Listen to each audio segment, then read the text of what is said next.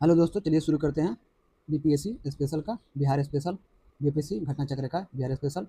तो दूसरा नंबर सवाल, निम्नलिखित में से किस नगर में जापानियों ने विश्व शांति स्तूप वर्ल्ड पीस स्तूपा निर्माण कराया था? निम्नलिखित में से किस नगर में जापानियों ने विश्व शांति स्तूप वर्ल्ड पीस स्तूपा निर्माण कराया था? राइट आंसर आपका हो जाएगा बी, राजगीर में। तो चलिए देखते हैं एक्सप्लेनेशन। राजगीर में 400 मीटर ऊंची रत्नागिरी पहाड़ी पर स्थित विश्व शांति स्तूप का निर्माण वर्ष 1969 में एक जापानी बौद्ध भिक्षु निप्पो नजान मयो होजी निप्पोनजान मयो होजी जो है ने करवाया था। विश्व का सबसे ऊंचा कहा जाने वाला विश्व शांति स्तूप बिहार में कहाँ है? यानी कि विश्व का सबसे ऊंचा कहा जाने वाला विश्व शांति स्तूप बिहार में कहाँ है? राइट आंसर आपका सी, राजगीर में। मूल रूप से बिहार शब्द का अर्थ है, मूल रूप से बिहार शब्द का अर्थ है ए, बौद्ध मठ। बौद्ध भिक्षुओं के निवास स्थान को बिहार कहा जाता है, यानी कि बौद्ध भिक्षुओं के निवास स्थान को बिहार कहा जाता है। प्राचीन संस्कृत, प्राकृत और पाली साहित्य में बिहार नाम के किसी प्रदेश का उल्लेख नहीं प्राप्त होता है। 12वीं सदी के अंत में उदनपुरी के साथ इस प्रदेश के बहुसंख्यक बौद्ध विहारों के कारण इसका नाम बिहार पड़ा, जो बाद में बिहार हो गया, जो बाद में क्या होगा, बिहार हो गया। बराबर की गुफाओं का उपयोग किसने आश्रय गृह के रूप में किया? बराबर की गुफाओं का उपयोग किसने आश्रय गृह के रूप में किया? तो ए, आजीविकों ने। मौर्य काल में गुफाओं को काटकर निवास स्थान बनाने की कला का विकास हुआ। अशोक तथा उसके पौत्र दशरथ के समय में बराबर तथा नागार्जुनी पहाड़ियों को काटकर आजीविक संप्रदाय के अनुयायियों को आश्रय बनाए गए थे। यानी कि अशोक तथा उसके पौत्र कौन था? दशरथ के समय में जो है बराबर तथा नागार्जुनी पहाड़ियों को काटकर आजीविक संप्रदाय के अनुयायियों के लिए आश्रय गृह बनाए गए थे।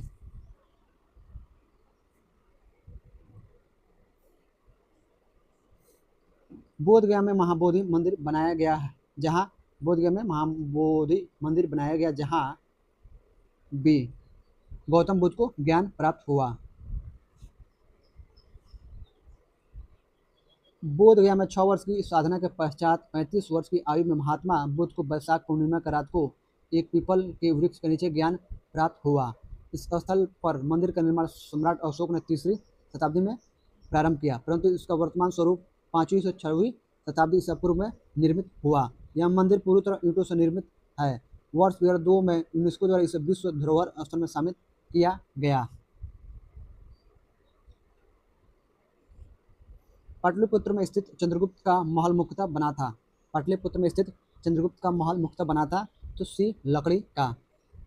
बिहार में पटना यानी पाटलिपुत्र के समीप समीप जो है बुलंदी बाग एवं कुम्हरार में की गई खुदाई से मौर्य काल के लकड़ी के विशाल भवनों के अवशेष प्रकाश में आए हैं। इन्हें प्रकाश में लाने का श्रेय जो है स्पूनर महोदय को है। बुलंदी बाग से नगर के परकोटे के अवशेष तथा कुम्हरार से राजप्रसाद के अवशेष प्राप्त हुए हैं। क्या प्राप्त हुए हैं? तो बुलंदी बाग से नगर के परकोटे के अवशेष तथा कुम्हरार से राजप्रसाद के अवशेष प्राप्त हुए हैं।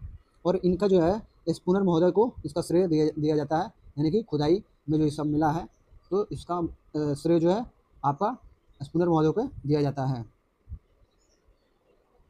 बिहार का सबसे पुराना गिरजाघर कौन सा है? बिहार का सबसे पुराना गिरजाघर कौन सा है?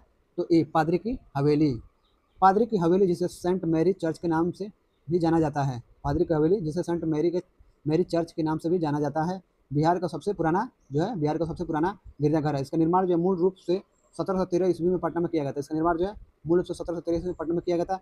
इसकी वर्तमान संरचना 1772 में निर्मित हुई थी। इसकी वर्तमान संरचना जो है 1772 ईस्वी में निर्मित हुई थी। बिहार का अद्वितीय अद्वितीय त्यौहार क्या है? तो राइट आंसर आपका है छठ पूजा। छठ पूजा बिहार का सबसे महत्वपूर्ण त्यौहार है। छठ पूजा को बिहार का महापर्व कहा जाता है। दीपावली से ठीक 6 दिन बाद कार्तिक मास के शुक्ल पक्ष के छठे दिन यह पूजा होती है। इस पर्व पर सूर्य देव और छठी मैया की पूजा की जाती है और अर्घ डाला जाता है, जिसमें पहला अर्घ सूर्यास्त और दूसरा अर्घ सूर्योदय के समय डाला जाता है। दीपावली जिसमें रोशनी का पर्व कहा जाता है, कार्तिक मास के अमावस्या का दिन मनाए जाने वाले हिंदू धर्म का मुख्य पर्व है। विशु केरल का पारंपरिक नववर्ष उत्सव है। विशु जो है केरल का क्या है? तो पारंपरिक नववर्ष उत्सव है। यह मलयालम महीने मेदम की पहली तिथि को मनाया जाता है, यानी कि यह मलयालम महीने में मेदम की पहली तिथि को मनाया जाता है। विशु को आने वाले साल के लिए सौभाग्य और अच्छी किस्मत के आगमन का प्रतीक माना जाता है। विनायक चतुर्थी और प्रत्येक वर्ष भगवान विनायक गणेश के जन्म के अवसर पर भाद्रपद मास की शुक्ल चतुर्थी को महाराष्ट्र सहित संपूर्ण भारत में हिंदुओं द्वारा मनाया जाता है। विनायक चतुर्थी महाराष्ट्र में विशेष रूप से लोकप्रिय पर्व है। निम्नलिखित में से किस नगर में सूर्य मंदिर स्थित है? निम्नलिखित में से किस नगर में सूर्य मंदिर स्थित है? तो आपका सी देव। बिहार का प्रसिद्ध सूर्य मंदिर देव यानी औरंगाबाद जिले में स्थित है। बिहार का प्रसिद्ध मंदिर जो है देव औरंगाबाद में स्थित है।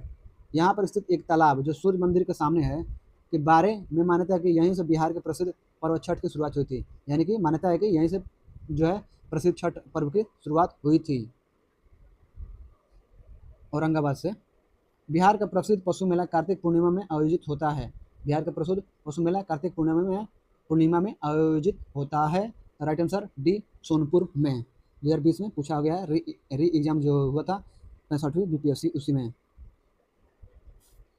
बिहार का प्रसिद्ध पशु मेला प्रतिवर्ष कार्तिक पूर्णिमा के अवसर पर सोनपुर गंगा और गंडक नदियों के संगम पर में आयोजित किया जाता है। इस एशिया का सबसे बड़ा पशु मेला माना जाता है। इसे जो एशिया का सबसे बड़ा पशु मेला माना जाता है किसको? तो सोनपुर मेला को। गंगा और गंडक नदियों के संगम पर आयोजित 1 महीने तक चलने वाले पशु मेले का क्या नाम है? गंगा और गंडक नदियों के संगम पर आयोजित 1 महीने तक चलने वाले पशु मेले का क्या नाम है? तो भी सोनपुर मेला। भारतीय हस्तशिल्प के संदर्भ में बिहार में सूजनी क्या है? भारतीय हस्तशिल्प के संदर्भ में बिहार में जो सूजनी क्या है? तो आपका राइट आंसर डी, एक प्रकार की कढ़ाई है सूजनी। 69 बीपीएससी 2023 में प्री में पूछा गया है।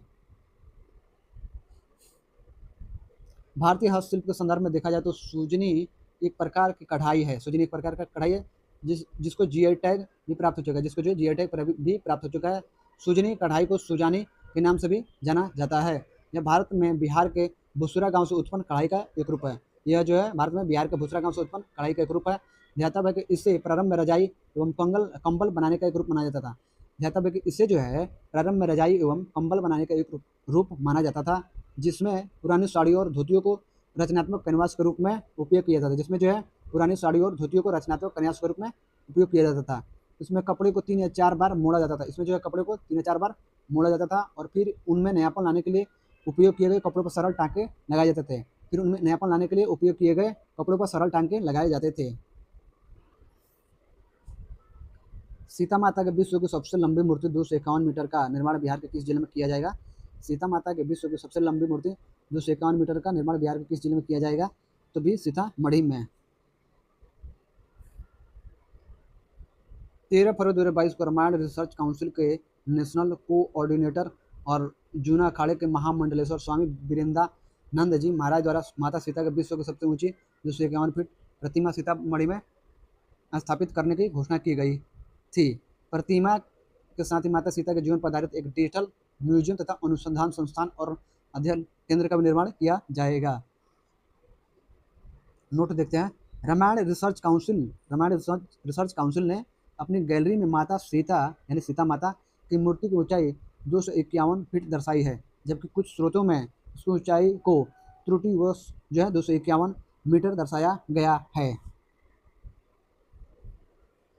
नौ नालंदा महाविहार किसके लिए विख्यात है? नौ नालंदा महाविहार जो है किसके लिए विख्यात है? तो सी पाली अनुसंधान संस्थान के लिए। नौ नालंदा महाविहार बौद्ध अध्ययन का आधुनिक केंद्र है। नौ नालंदा महाविहार जो है बौद्ध अध्ययन का आधुनिक केंद्र है, जिसे बिहार सरकार ने वर्ष 1951 में नालंदा में स्थापित किया था। जिसे जो है बिहार सरकार ने 1951 में नालंदा में स्थापित किया था। यहाँ बड़ी संख्या में श्रीलंका, जापान, कोरिया, तिब्बत, भूटान आदि देशों और क्षेत्रों से पाली और बौद्ध अध्ययन और अनुसंधान हेतु विद्यार्थी आते हैं। यहाँ पर जो है बड़ी संख्या में श्रीलंका से, जापान से, कोरिया से, तिब्बत से, भूटान आदि देशों से जो है आदि देशों या क्षेत्रों से पाली और बौद्ध अध्ययन पर अनुसंधान हेतु विद्यार्थी आते हैं। अब हम लोग परिवहन व्यवस्था देखेंगे। परिवहन व्यवस्था से जो भी सवाल पूछे गए हैं यूपीएससी के द्वारा एग्जामों में, उसको देखते हैं। बिहार में राष्ट्रीय राजमार्गों की लंबाई है। बिहार में राष्ट्रीय राजमार्गों की लंबाई है तो सी 4595 किलोमीटर। Right answer C. ये 16 में पूछा गया था परिवहन से।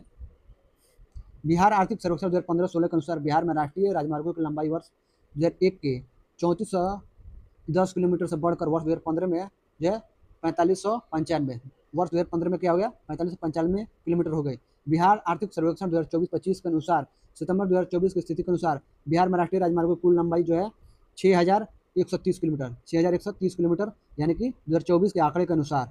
जबकि सड़क परिवहन और राजमार्ग मंत्रालय भारत सरकार द्वारा जारी वार्षिक रिपोर्ट 2024-25 के अनुसार 31 दिसंबर 2024 तक राष्ट्रीय राजमार्गों की लंबाई बिहार में कितना 6132 किलोमीटर हो गई है। अब जो भी सवाल आएगा, अब इस बार जो है 73वीं बीपीएससी में अगर राजमार्ग से आता है और लंबाई पूछता है बिहार में, तो आप 6132 से ज़्यादा ही लंबाई मारिएगा। 6132 से ज़्यादा ऑप्शन में जो भी होगा उसको मारिएगा, क्योंकि ये आंकड़ा जो है 31 दिसंबर 2024 का है। और आपका जो एग्जाम में पूछेगा आर्थिक सर्वेक्षण से बजट होता है और आर्थिक सर्वेक्षण, तो उसमें अपडेटेड होगा। तो 2026 का से में जो सवाल पूछेगा 73वीं बीपीएससी में, तो 6132 से ज़्यादा उसमें ऑप्शन में होगा, तो आंसर आप मारिएगा। ठीक है, चलिए आगे बढ़ते हैं। बिहार में राष्ट्रीय मार्गों की कुल लंबाई है, बिहार में राष्ट्रीय मार्गों की कुल लंबाई है, तो आपका यहाँ पर जो है 2001 में पूछा है, तो यहाँ पर आंसर नहीं दिया गया है, तो इसको स्किप कर देते हैं। चलिए आगे बढ़ते हैं। बिहार में प्रति 1 लाख जनसंख्या पर सड़क की लंबाई है, बिहार में प्रति 1 लाख जनसंख्या पर सड़क की लंबाई है, तो आपका ई है, ई उपयुक्त में से कोई नहीं या उपयुक्त में से एक से अधिक। सड़क परिवहन व राजमार्ग मंत्रालय के अनुसार जो है 31 मार्च 2019 तक राष्ट्रीय राजमार्गों में प्रति 1 लाख जनसंख्या पर बिहार के सड़क की लंबाई न्यूनतम से 5वां स्थान है, न्यूनतम से 5वां स्थान है। यहाँ दिया है न्यूनतम से द्वितीय, उच्चतम से द्वितीय, उच्चतम है, न्यूनतम है, तो इसमें से कोई भी ऑप्शन सही नहीं है, ये चारों नहीं है, तो आपका राइट आंसर ई सही होगा, उपयुक्त में से कोई नहीं। यहाँ है न्यूनतम से 5वां स्थान है और 2019 के अनुसार, और ये सवाल जो है आपका 17 में जो है पूछा गया है प्री में। अब 2026 चल रहा है, 2026 में जो है ये आंकड़ा जो है आर्थिक सर्वेक्षण और बजट देख लीजिएगा, और वो भी इसमें परिवहन के मामले में, क्योंकि हम लोग परिवहन पढ़ रहे हैं, परिवहन से पूछेगा कितना है सड़क की लंबाई, तो आप इसमें देख लीजिएगा अपडेटेड। ये पुराना ये डाटा है, सब पुराना प्रीवियस ईयर क्वेश्चन है, पुराना डाटा दिया है, तो नया डाटा देख लीजिएगा। निम्नलिखित राष्ट्रीय राजमार्गों में कौन छपरा और गोपालगंज को जोड़ता है, निम्नलिखित राष्ट्रीय राजमार्गों में कौन छपरा और गोपालगंज को जोड़ता है, राइट आंसर आपका हो जाएगा, राइट आंसर आपका हो जाएगा सी, राष्ट्रीय राजमार्ग क्रम संख्या 85 ये जोड़ता है।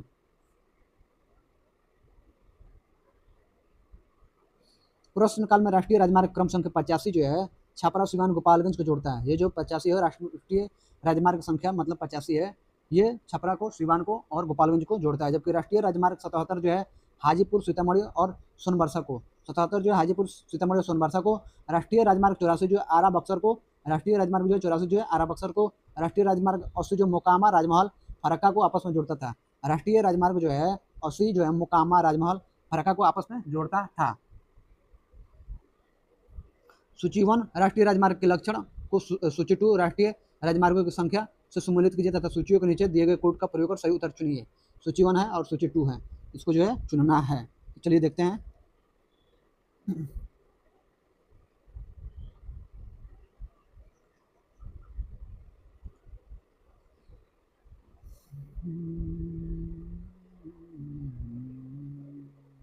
यहाँ से पूरा एकदम क्लियर होगा। चलो सूची 1 और सूची 2 राष्ट्रीय राजमार्गों के लक्षण, राष्ट्रीय राजमार्गों की संख्या, बिहार से गुजरने वाला राष्ट्रीय राजमार्ग, बिहार से गुजरने वाला राष्ट्रीय राजमार्ग, और राष्ट्रीय राजमार्ग जो बिहार से नहीं गुजरता है, बिहार में सर्वाधिक लंबाई वाला राष्ट्रीय राजमार्ग, प्रस्तावित राष्ट्रीय राजमार्ग जो बिहार के लिए नहीं है। चलिए राष्ट्रीय राजमार्ग संख्या 12, राष्ट्रीय राजमार्ग 27, संख्या 87, राष्ट्रीय राजमार्ग संख्या 2, राष्ट्रीय राजमार्ग संख्या 31। तो इसमें राइट आंसर आपका ए हो जाएगा। तो ए का 3 देखिए, ए का इसमें हम मिलान करते हैं, ए का आपका 3 हो जाएगा। बिहार से गुजरने वाला राष्ट्रीय राजमार्ग जो है आपका ए का 3 यानी राष्ट्रीय राजमार्ग संख्या 2 है। बी का 1 है, बी का 1 यानी ये वाला राष्ट्रीय राजमार्ग जो बिहार से नहीं गुजरता, तो राष्ट्रीय राजमार्ग संख्या 12 जो है बिहार से नहीं गुजरता है। और सी का 4, सी का 4 हो जाएगा, बिहार में सर्वाधिक लंबाई वाला राष्ट्रीय राजमार्ग हो जाएगा, तो आपका ये हो जाएगा 4। राष्ट्रीय राजमार्ग संख्या 31 जो है बिहार में सर्वाधिक लंबाई वाला राष्ट्रीय राजमार्ग है। और प्रस्तावित राष्ट्रीय राजमार्ग जो बिहार के लिए नहीं है, तो आपका हो जाएगा, वो हो जाएगा डी का 2, डी का 2 हो जाएगा आपका, डी का 2 यानी कि राष्ट्रीय राजमार्ग संख्या 87 जो है बिहार के लिए प्रस्तावित नहीं है। तो इस तरह से आपका आंसर हो जाएगा ए, राइट आंसर ए हो जाएगा। ए का 3, बी का 1, सी का 4, डी का 2। चलिए आगे बढ़ते हैं हम लोग। प्रश्न काल में राष्ट्रीय राजमार्ग संख्या 87 का मुख्य खंड रामपुर उत्तर प्रदेश से जो लिकोट उत्तराखंड को जोड़ता है, यानी कि जो राष्ट्रीय राजमार्ग 87 जो है 87 87 का मुख्य खंड जो है रामपुर यानी उत्तर प्रदेश में रामपुर जगह है, वो से जियोली कोट जो है कहाँ है, उत्तराखंड में है, तो इसको जोड़ता था। एवं राष्ट्रीय राजमार्ग संख्या 12 जबलपुर यानी मध्य प्रदेश से जयपुर राजस्थान को जोड़ता था, जो बिहार से नहीं गुजरता था। बिहार से राष्ट्रीय राजमार्ग 2 भी गुजरता था। राष्ट्रीय राजमार्ग जो भी है ना 2, वो बिहार से भी गुजरता था, परंतु इसकी लंबाई 202 किलोमीटर थी। परंतु इसकी लंबाई कितनी थी, तो 202 किलोमीटर थी। जबकि वर्तमान में बिहार से गुजरने वाला सर्वाधिक लंबा राष्ट्रीय राजमार्ग 27 EW है, जिसकी कितना है आपका, इसकी लंबाई कितनी है, 487 किलोमीटर है। निम्नलिखित में कौन सा राष्ट्रीय राजमार्ग संख्या 2 NH2 पर स्थित नहीं है। निम्नलिखित में कौन सा शहर जो है राष्ट्रीय राजमार्ग 2 यानी कि NH2 पर स्थित नहीं है, तो डी होगा पटना। प्रश्न काल में राष्ट्रीय राजमार्ग 2 यानी NH2 के अंतर्गत बिहार का मोहनिया, सासाराम, औरंगाबाद तथा डेहरी ऑन सोन आता था, जबकि पटना से NH2 नहीं गुजरता था। बिहार से होकर जाने वाली राष्ट्रीय राजमार्ग है, तो डी राष्ट्रीय राजमार्ग नंबर 23। राष्ट्रीय राजमार्ग 23 जो है तत्कालीन बिहार के चौस से रांची, गुमला, थिताई तांगर को जोड़ता था।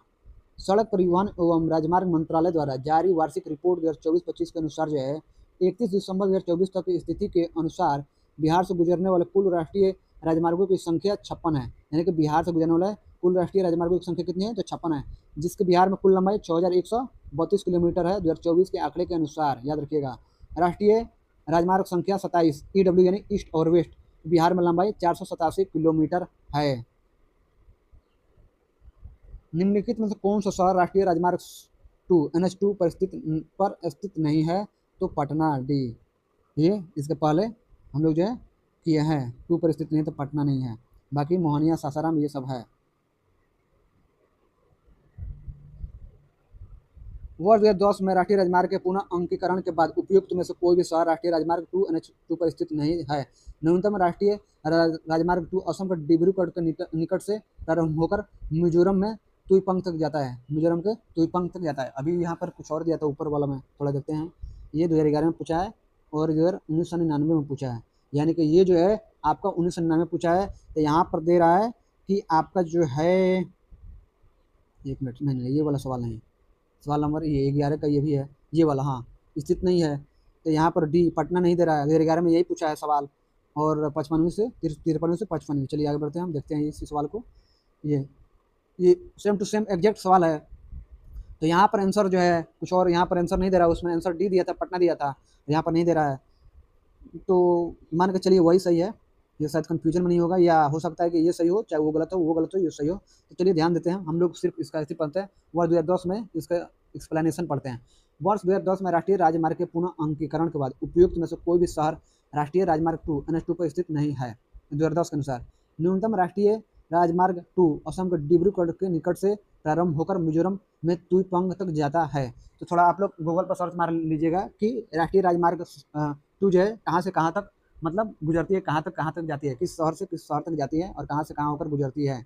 तो बीच में जो भी शहर होगा वो भी आ जाएगा, और यानी प्रारंभ में जिस स्थान से शुरू होती है और जिस स्थान से खत्म होती है वहाँ तक, और बीच में जितने भी शहर होंगे वो राष्ट्रीय राजमार्ग जिन शहरों से गुजरता होगा वो भी नाम आ जाएगा। तो इसको थोड़ा राष्ट्रीय राजमार्ग 2 को जो है गूगल पर सर्च मार लीजिएगा, अपडेट हो जाइएगा, क्योंकि यहाँ ये दो सवाल जो है 2 बार आ गया है। एक जगह पटना स्थित नहीं है और एक जगह दे रहा है कि मतलब कोई नहीं है। तो चलिए आगे बढ़ते हैं हम लोग।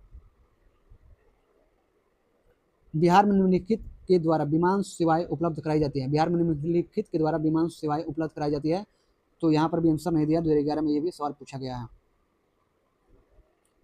वर्तमान में अनेक विमान कंपनियों द्वारा बिहार में सेवाएं उपलब्ध कराई जा रही है। वर्तमान में air India express, Indigo, SpiceJet airlines, Nepal airlines आदि प्रमुख है। दिए गए प्रश्न में कोई भी विकल्प सही नहीं होने के कारण बिहार लोक सेवा आयोग द्वारा इस प्रश्न को मूल्यांकन से बाहर कर दिया गया था, यानी इसको हटा दिया गया था। चलिए आगे बढ़ते हैं। पटना अंतर्राष्ट्रीय हवाई अड्डा निम्नलिखित में से निम्नलिखित से सीधे जुड़ा हुआ है। पटना अंतर्राष्ट्रीय हवाई अड्डा जो है निम्नलिखित से सीधे जुड़ा हुआ है, तो राइट आंसर यहाँ पर भी नहीं दिया गया, 2011 में ये भी पूछा गया है। चलिए आगे बढ़ते हैं हम लोग। लोकनायक जयप्रकाश नारायण अंतर्राष्ट्रीय हवाई अड्डा पटना इन स्थलों से सीधे जुड़ा हुआ है। अहमदाबाद, बेंगलुरु, कोलकाता, चेन्नई, हैदराबाद, मुंबई, लखनऊ, पुणे, नई दिल्ली आदि इस आधार पर कोई भी विकल्प सही नहीं आता। बिहार लोक सेवा आयोग द्वारा इस प्रश्न को मूल्यांकन से बाहर कर दिया गया था। पूर्व मध्य रेलवे क्षेत्र का मुख्यालय कहाँ पर स्थित है? पूर्व मध्य रेलवे क्षेत्र का मुख्यालय कहाँ पर स्थित है? तो बी हाजीपुर में। पूर्व मध्य रेलवे क्षेत्र का मुख्यालय हाजीपुर में है। पूर्व मध्य रेलवे क्षेत्र का मुख्यालय हाजीपुर में। इसके अंतर्गत सोनपुर, समस्तीपुर, दानापुर, पंडित दीनदयाल उपाध्याय तथा धनबाद मंडल आते हैं। इसके अंतर्गत जो सोनपुर, समस्तीपुर, दानापुर, पंडित दीनदयाल उपाध्याय तथा धनबाद मंडल आते हैं। मधेपुरा लोकोमोटिव फैक्ट्री में निर्मित भारत की सबसे शक्तिशाली विद्युत रेल इंजन का समर्थ है। मधेपुरा लोकोमोटिव फैक्ट्री में निर्मित भारत की सबसे शक्तिशाली विद्युत रेल इंजन का समर्थ है। तो राइट आंसर आपका डी 12,100 लिखा है। अश्वशक्ति यानी अश्व मतलब अश्वशक्ति। मधेपुरा इलेक्ट्रिक लोकोमोटिव फैक्ट्री में निर्मित भारत की सबसे शक्तिशाली विद्युत रेल इंजन का समर्थ 12,000 अश्वशक्ति हॉर्स पावर है। निम्नलिखित में से किस वैश्विक कंपनी को बिहार में लोकोमोटिव कारखाना स्थापित करने का ठेका मिला? पूछ रहा है कि निम्नलिखित में से किस वैश्विक कंपनी को बिहार में लोकोमोटिव कारखाना स्थापित करने का ठेका मिला? तो B GE and Alstom. GE and Alstom को राइट आंसर बी सही है। 2018 में सवाल पूछा गया था बीपीएससी सीडीपीओ प्री में। संयुक्त राज्य अमेरिका की वैश्विक कंपनी जीई और फ्रांसीसी कंपनी अल्स्टॉम को बिहार में लोकोमोटिव कारखाना स्थापित करने का ठेका मिला है। यानी संयुक्त राज्य अमेरिका की कंपनी है जीई और फ्रांसीसी कंपनी है अल्स्टॉम को जो बिहार में लोकोमोटिव कारखाना स्थापित करने का ठेका मिला है। वैश्विक कंपनी जीई यह कारखाना सारण जिले के मढ़ौरा में तथा अल्स्टॉम द्वारा मधेपुरा में स्थापित किया गया है। यानी कि वैश्विक कंपनी है जो है जीई ये अमेरिकन कंपनी है और ये कारखाना का सारण जिले के मढ़ौरा में है तथा अल्स्टॉम द्वारा जो है मधेपुरा में स्थापित किया गया है। अब पुस्तकों और समाचार पत्र से जो भी सवाल पूछे गए हैं बीपीएससी में उसको देखते हैं। बिहार के निम्नलिखित समाचार पत्रों में सबसे पहले किसका प्रकाशन प्रारंभ हुआ था? बिहार के निम्नलिखित समाचार पत्रों में से सबसे पहले किसका प्रकाशन प्रारंभ हुआ था? तभी पटना हरकारा। बी जो है पटना हरकारा। पटना हरकारा का प्रकाशन सबसे पहले हुआ था। पटना हरकारा का प्रकाशन सबसे पहले हुआ था। दिए गए विकल्प में दिए गए समाचार पत्र जनरल तथा उनका प्रकाशन वर्ष इस प्रकार है। दिए गए समाचार पत्र जनरल तथा उनका प्रकाशन वर्ष इस प्रकार है। पटना हरकारा 1855 ईस्वी। पटना हरकारा जो 1855 ईस्वी। अखबार बिहार 1856 ईस्वी। अखबार बिहार 1856 ईस्वी। बिहार बंधु 1872 ईस्वी। बिहार बंधु 1872 ईस्वी। बिहार हेराल्ड 1874 ईस्वी। बिहार हेराल्ड जो 1874 ईस्वी। 1853 ईस्वी में आरा से प्रकाशित होने वाला नूर उल अनवर बिहार का प्रथम समाचार पत्र था। 1853 ईस्वी में आरा से प्रकाशित होने वाला नूर उल अनवर बिहार का प्रथम समाचार पत्र था। बिहार में भारतीय राष्ट्रीय कांग्रेस के 100 वर्ष किसके द्वारा संपादित है? बिहार में भारतीय राष्ट्रीय कांग्रेस के 100 वर्ष किसके द्वारा संपादित है? तो बी एन ओझा। बिहार में भारतीय राष्ट्रीय कांग्रेस को 100 वर्ष 1885 से 1985। History of Indian National Congress of in Bihar 1885 1995 P N Ojha द्वारा संपादित कृति है। बिहार में जो भारतीय राष्ट्रीय कांग्रेस को 100 वर्ष जो है 1885 से 1985। History of Indian National Congress in Bihar 1885 से 1985 में पी एन ओझा द्वारा संपादित कृति है, यानी इनके द्वारा लिखी गई है। 22 मार्च 2018 को बिहार राज्य के 106वें स्थापना दिवस के अवसर पर इसने पटना में नील के धब्बे नामक पुस्तक का विमोचन किया। जो है 22 मार्च 2018 को बिहार राज्य के 106वें स्थापना दिवस के अवसर पर किसने पटना में नील के धब्बे नामक पुस्तक का विमोचन किया? तो राइट आंसर ए उपराष्ट्रपति वेंकैया नायडू। उपराष्ट्रपति वेंकैया नायडू। 22 मार्च 2018 को बिहार के 106वें स्थापना दिवस के अवसर पर, यानी कि 22 मार्च 2018 को बिहार के 106वें स्थापना दिवस मनाया गया। तो उसके अवसर पर जो है पटना के ऐतिहासिक गांधी मैदान में आयोजित एक समारोह में तत्कालीन उपराष्ट्रपति एम वेंकैया नायडू ने महात्मा गांधी का जीवन और उनके विचार पर केंद्रित 4 पुस्तकों को क्या किया कि पुस्तकों का विमोचन किया। किसने किया? तो उपराष्ट्रपति एम वेंकैया नायडू ने। जिन पुस्तकों का लोकार्पण हुआ उनमें विंध्याचल प्रसाद द्वारा लिखित उपन्यास नील के धब्बे भी शामिल है। उनमें जो है वो विंध्याचल प्रसाद द्वारा लिखित उपन्यास जो है नील के धब्बे भी शामिल है। Mahatma Gandhi and Bihar some reminiscence के लेखक कौन थे? Mahatma Gandhi and Bihar some reminiscence के लेखक कौन थे? तो राइट आंसर आपका A doctor Rajendra Prasad. Mahatma Gandhi and Bihar some reminiscence के लेखक भारत के पहले राष्ट्रपति डॉक्टर राजेंद्र प्रसाद थे। कौन थे? तो Mahatma Gandhi and Bihar some reminiscence के लेखक भारत के पहले राष्ट्रपति डॉक्टर राजेंद्र प्रसाद थे। राजनीति रचनाकार के लेखक है तो ए चंदेवर। राजनीतिक रत्नाकार नामक पुस्तक लेखक चंदेवर यानी चंडेश्वर को माना जाता है। किसको? चंदेवर यानी चंडेश्वर को माना जाता है। विद्यापति ने पदावली, कृतिलता, पुरुष परीक्षा, भूमि भू परिक्रमा, लिखनावली, कृति पताका की रचना की। विद्यापति को मैथिल कोकिल एवं अभिनव जयदेव की उपाधि प्रदान की गई है। विद्यापति को मैथिल कोकिल और अभिनव जयदेव की उपाधि प्रदान की गई है। किसने दुखी आत्मा, दुखी हृदय जैसे छद्म नामों के तहत लिखकर चंपारण के किसानों की दुर्दशा पर प्रकाश डाला? राइट आंसर आपका ए, पीर मोहम्मद मुनीस। पीर मोहम्मद मुनीस ने दुखी आत्मा, दुखी हृदय जैसे छद्म नामों से चंपारण में अंधेर 13 मार्च 1916, चंपारण की दुर्दशा 10 अप्रैल 1917, दुखी हृदय फरवरी 1916 को लिखकर चंपारण के किसानों को दुर्दशा पर प्रकाश डाला। चंपारण में महात्मा गांधी, हिंदू मुस्लिम एकता आदि पर भी इन्होंने लेख लिखे हैं।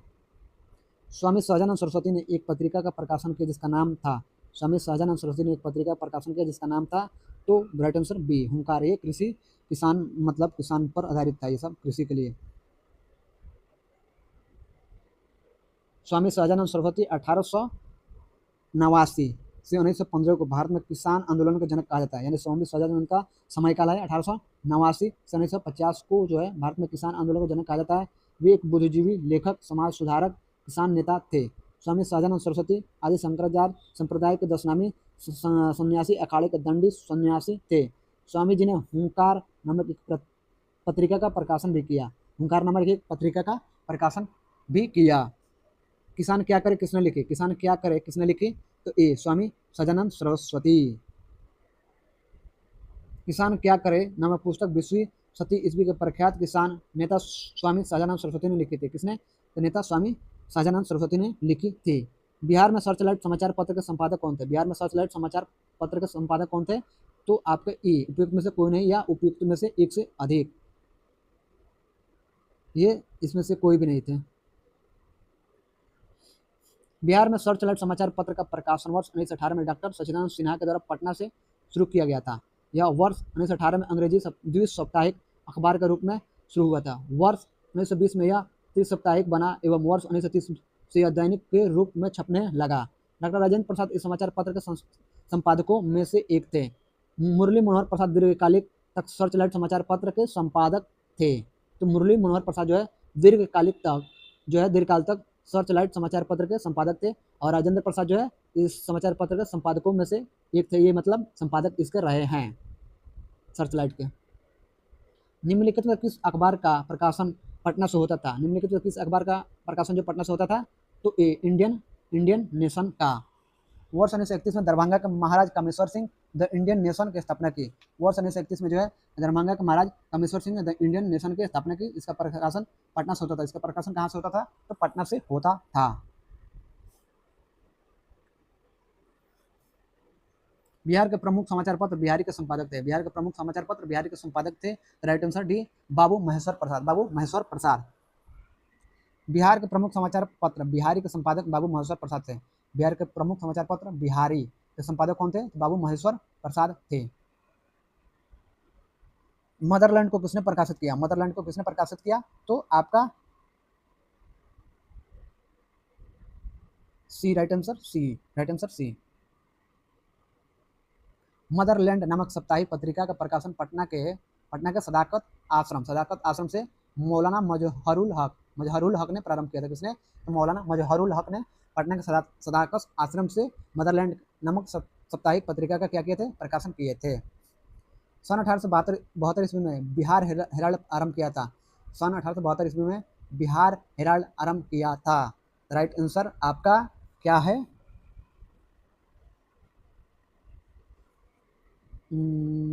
सी, राइट आंसर सी है। 1874 ईस्वी में गुरु प्रसाद सेन द्वारा अंग्रेजी भाषा का साप्ताहिक समाचार पत्र के रूप में बिहार हेराल्ड की स्थापना की गई थी। किसके द्वारा? 1874 में गुरु प्रसाद सेन द्वारा अंग्रेजी भाषा के साप्ताहिक समाचार पत्र के रूप में बिहार हेराल्ड की स्थापना की गई थी। यह पटना से प्रकाशित होने वाली प्रथम अंग्रेजी अखबार थी। नोट, दिए गए प्रश्न में 1872 ईस्वी का उल्लेख होना त्रुटिपूर्ण है। दिए गए प्रश्न में जो है 1872 का उल्लेख होना त्रुटिपूर्ण है। इसके स्थान पर 1874 होगा। क्वेश्चन में 1872 दिया था, लेकिन 1874 है यहाँ पर। क्वेश्चन में 1872 जो दिया है ये गलत है। 1874 में गुरुसेन के द्वारा बिहार हेराल्ड अंग्रेजी साप्ताहिक समाचार पत्र का प्रकाशन किया गया था। पटना से प्रकाशित होने वाला प्रथम अंग्रेजी अखबार कौन सा था? कौन सा था? पटना से प्रकाशित होने वाला प्रथम अंग्रेजी अखबार कौन सा था? तो आपका बी, सॉरी ये डी मान रहे हैं, गलत, ये गलत है। अरे बी, बिहार हेराल्ड, ये सभी गलत है। बिहार हेराल्ड जो पटना से प्रकाशित होता था। और बिहार हेराल्ड किसके द्वारा? तो गुरु प्रसाद सेन के द्वारा 1874 से ये अंग्रेजी क्या था? साप्ताहिक पत्रिका था। अब उद्योग और कारखाने के बारे में देखते हैं। उद्योग और कारखाने से जो बिहार के उद्योग और कारखाने से सवाल पूछा गया है बीपीएससी के द्वारा, उसको हम देखते हैं हम लोग। बिहार राज्य विभाजन पूर्व, यानी बिहार राज्य विभाजन पूर्व में कितने औद्योगिक क्षेत्र विकास प्राधिकरण से, में कितने औद्योगिक क्षेत्र विकास प्राधिकरण थे? तो राइट आंसर ए 6, यथा आदित्यपुर, बोकारो, पटना, रांची, दरभंगा और मुजफ्फरपुर, यानी आदित्यपुर, बोकारो, पटना, रांची, दरभंगा और मुजफ्फरपुर 6 था। राइट आंसर आपका ए। प्रश्नकाल में विकल्प ए सही उत्तर था। बिहार में औद्योगिकरण के लिए बिहार औद्योगिक क्षेत्र विकास प्राधिकरण बियाडा ने 9 संकुलों का निर्माण किया है। ये इस प्रकार है: बेगूसराय, दूसरा भागलपुर, तीसरा सहरसा, चौथा पूर्णिया, गया है, पटना है, दरभंगा है, हाजीपुर है, मुजफ्फरपुर है, बिहटा है और मोतीपुर है। अब बिहार में पहले 6 था जब आपका क्या था? झारखंड था। शायद कब की बात है? आदित्य बोकारो, ये झारखंड वाला है। बोकारो, ये बोकारो जो है, रांची तो ये झारखंड का हिस्सा हो गया।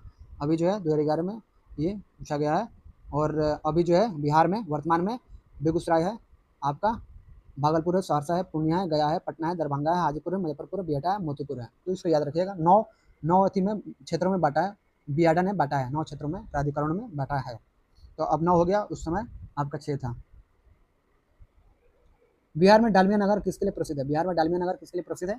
तो आपका राइट आंसर बी, डालमिया नगर सीमेंट के लिए प्रसिद्ध है। बिहार में डालमिया नगर मुख्य रूप से सीमेंट के लिए प्रसिद्ध है। बिहार में डालमिया नगर मुख्य रूप से सीमेंट के लिए प्रसिद्ध है। इसके अतिरिक्त यहाँ केमिकल आदि उद्योग भी स्थापित हैं। बिहार में भारी मशीन निर्माण प्लांट स्थित है। बिहार में भारी मशीन निर्माण प्लांट स्थित है, आपका डी, रांची में। संयुक्त बिहार में भारी मशीन निर्माण plant heavy engineering corporation limited की स्थापना वर्ष 1958 में रांची में की गई थी। कहाँ की गई थी? तो वर्ष 1958 में रांची में की गई थी। हैवी इंजीनियरिंग कॉर्पोरेशन लिमिटेड मुख्य क्षेत्र के उद्योगों के लिए पूंजीगत उपकरण तथा मशीनरी का निर्माण करता है। उद्योग और स्थान के निम्न जोड़ों में से कौन सा जोड़ा सही नहीं है? उद्योग और स्थान के निम्न जोड़ों में से कौन सा जोड़ा सही नहीं है? तो राइट आंसर आपका है डी, रेल डिब्बा और अभियांत्रिकी भागलपुर, ये सही नहीं है। सीमेंट जो बंजारी में, ये सही है, उसको गलत काटिए, सही नहीं पूछ रहा है, लेकिन ये आपका सही है। सीमेंट बंजारी जो बंजारी सही है। ऑयल रिफाइनरी बरौनी में रिफाइनरी जो है होता है, तो ऑयल का रिफाइनरी है, तो बरौनी सही है। सीमेंट जो है बंजारी में सही है। फर्टिलाइजर जो है भौराही में, ये भी सही है। लेकिन रेल डिब्बा जो है भागलपुर में नहीं है। तो राइट आंसर आपका जो है सही नहीं पूछ रहा है, तो हम ऑप्शन डी सही नहीं है, ये है। भारत वैगन एवं इंजीनियरिंग लिमिटेड की 2 इकाइयां मुजफ्फरपुर और मोकामा में स्थित हैं। भारत वैगन तथा इंजीनियरिंग लिमिटेड की 2 इकाइयां मुजफ्फरपुर और मोकामा में स्थित है। यहाँ पर मालगाड़ी के डिब्बों तथा अभियांत्रिकी उत्पादों का निर्माण किया जाता था। यहाँ पर जो है मालगाड़ी के डिब्बों और अभियांत्रिकी उत्पादों का निर्माण किया जाता था। अगस्त 2017 में प्रधानमंत्री नरेंद्र मोदी की अध्यक्षता में आर्थिक मामलों की मंत्रिमंडलीय समिति ने रेल मंत्रालय के अधीन सार्वजनिक क्षेत्र को उद्यम Bharat wagon and engineering limited को बंद करने के रेल मंत्रालय के प्रस्ताव को अपनी मंजूरी प्रदान किया है। यानी कि रेल मंत्रालय को जो है प्रस्ताव प्रदान की है। अब देखिए सूची 1 और सूची 2 को सम्मिलित कीजिए। सूची 1 को सूची 2 से जो है सम्मिलित करना है, सूची 1 और सूची 2।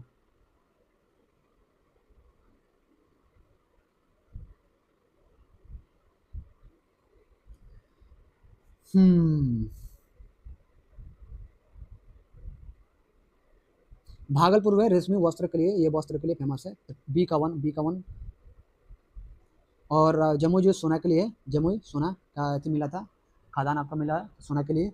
और आपका मधेपुरा रेल डिब्बा के लिए, वैशाली पुष्प उत्पादन के लिए फेमस है। तो आपका ए का फोर किसमें है? इसमें है सी में। बी का 1 इसमें है। सी का 2 इसमें है। तो ये आपका राइट आंसर सी सही है। 2024 में पूछा है। राइट आंसर आपका सी सही है। वैशाली पुष्प उत्पादन के लिए, वैशाली जो है पुष्प उत्पादन, भागलपुर जो है रेशमी वस्त्र के लिए, जमुई सोना के लिए, मधेपुरा रेल डिब्बा के लिए। तो सी राइट आंसर आपका सी है। वैशाली पुष्प उत्पादन के लिए, भागलपुर रेशमी वस्त्र के लिए, जमुई सोना के लिए, मधेपुरा इलेक्ट्रिक लोकोमोटिव फैक्ट्री के लिए। नोट, दिए गए प्रश्न में मधेपुरा का मिलान रेल डिब्बा कारखाना से कराया गया है, जो कि त्रुटिपूर्ण है। मधेपुरा में इलेक्ट्रिक मोटो लोकोमोटिव फैक्ट्री है। मधेपुरा में जो है इलेक्ट्रिक लोकोमोटिव फैक्ट्री है, जो रेल का अति बनाता है। ये रेल डिब्बा से संबंधित नहीं। वैसे भी ऑप्शन में जो है आपका ये 3 सही था, इसके अलावा कोई आपका पास कोई चांस नहीं था, इसलिए आपका जो है सही आंसर होगा वो वाला तो सही है। चलिए आगे बढ़ते हैं। बिहार में पटसन उद्योग की पट्टी स्थित है। बिहार में पटसन उद्योग की पट्टी स्थित है, तो राइट आंसर आपका है बी, केवल 2। कहाँ? तो आपका केवल 2 सही है, केवल उत्तर पूर्वी बिहार में, उत्तर पूर्वी बिहार में, बाकी ये सब गलत है। अपना उत्तर निम्नलिखित कोटों से चुने, तो राइट आंसर बी सही है। इसलिए होगा कि ये जो आपको रफ मैप, ये मान लेकर ये बिहार हो गया, ये बिहार हो गया, और आपका ये किशनगंज इलाका हो गया, ये पूर्णिया, कटिहार, ये सब, ये जो इलाका है ना, ये इलाका ये बंगाल से सटा हुआ है। तो इस इलाके में जो है क्या होता है कि बहुत ज़्यादा क्या होता है, बंगाल में जो है पटसन और वो क्या बोलते हैं आपका बोरा बनता है, वो वाला बोरा बनता है, क्या बोलते हैं, पटसन से जो बोरा बनता है ना, वो बंगाल में बहुत ज़्यादा बनता है। तो इस इलाके में भी बिहार में पटसन का उत्पादन बहुत ज़्यादा है, क्योंकि ये पानी में ज़्यादातर इसका जो रहता है ना, पटसन जो है पानी में इसको जो इसको काट कर पानी में इसको बांध कर डुबा दिया जाता है, उसको कुछ दिन उसी में रहता है, उसको निकाल कर जब अथी हो जाता है, हल्का सड़ जाता है, निकाल कर उसका ऊपर से ऊपर वाला जो है भाग को अलग किया जाता है, और बाकी जो उसका डंठल है उसको अलग कर देता है, और उसी से जो है रसा बनता है। हमारे यहाँ भी होता था, अब नहीं होता है। तो उत्तर पूर्वी बिहारी के मैदान क्षेत्र में जो है पटसन उद्योग जो है ज़्यादातर आपका है, तो ये आपका उत्तर पूर्वी बिहार राइट आंसर सही होगा। वर्ष 2023-24 के आंकड़ों के अनुसार जो है बिहार भारत का द्वितीय अग्रणी पटसन उत्पादक राज्य है। पटसन उत्पादक राज्य है। यहाँ पटसन को सिर्फ 4 उत्पादक जिले जो कटिहार जो है, कटिहार, किशनगंज, अररिया और मधेपुरा है। इस इलाके में जो है बारिश बहुत ज़्यादा होती है, तो इस कारण से यहाँ पर पटसन की खेती होती है। कटिहार, किशनगंज, अररिया में बड़े पटसन के कारखाने हैं। कटिहार में, किशनगंज में, अररिया में बड़े पटसन के कारखाने हैं।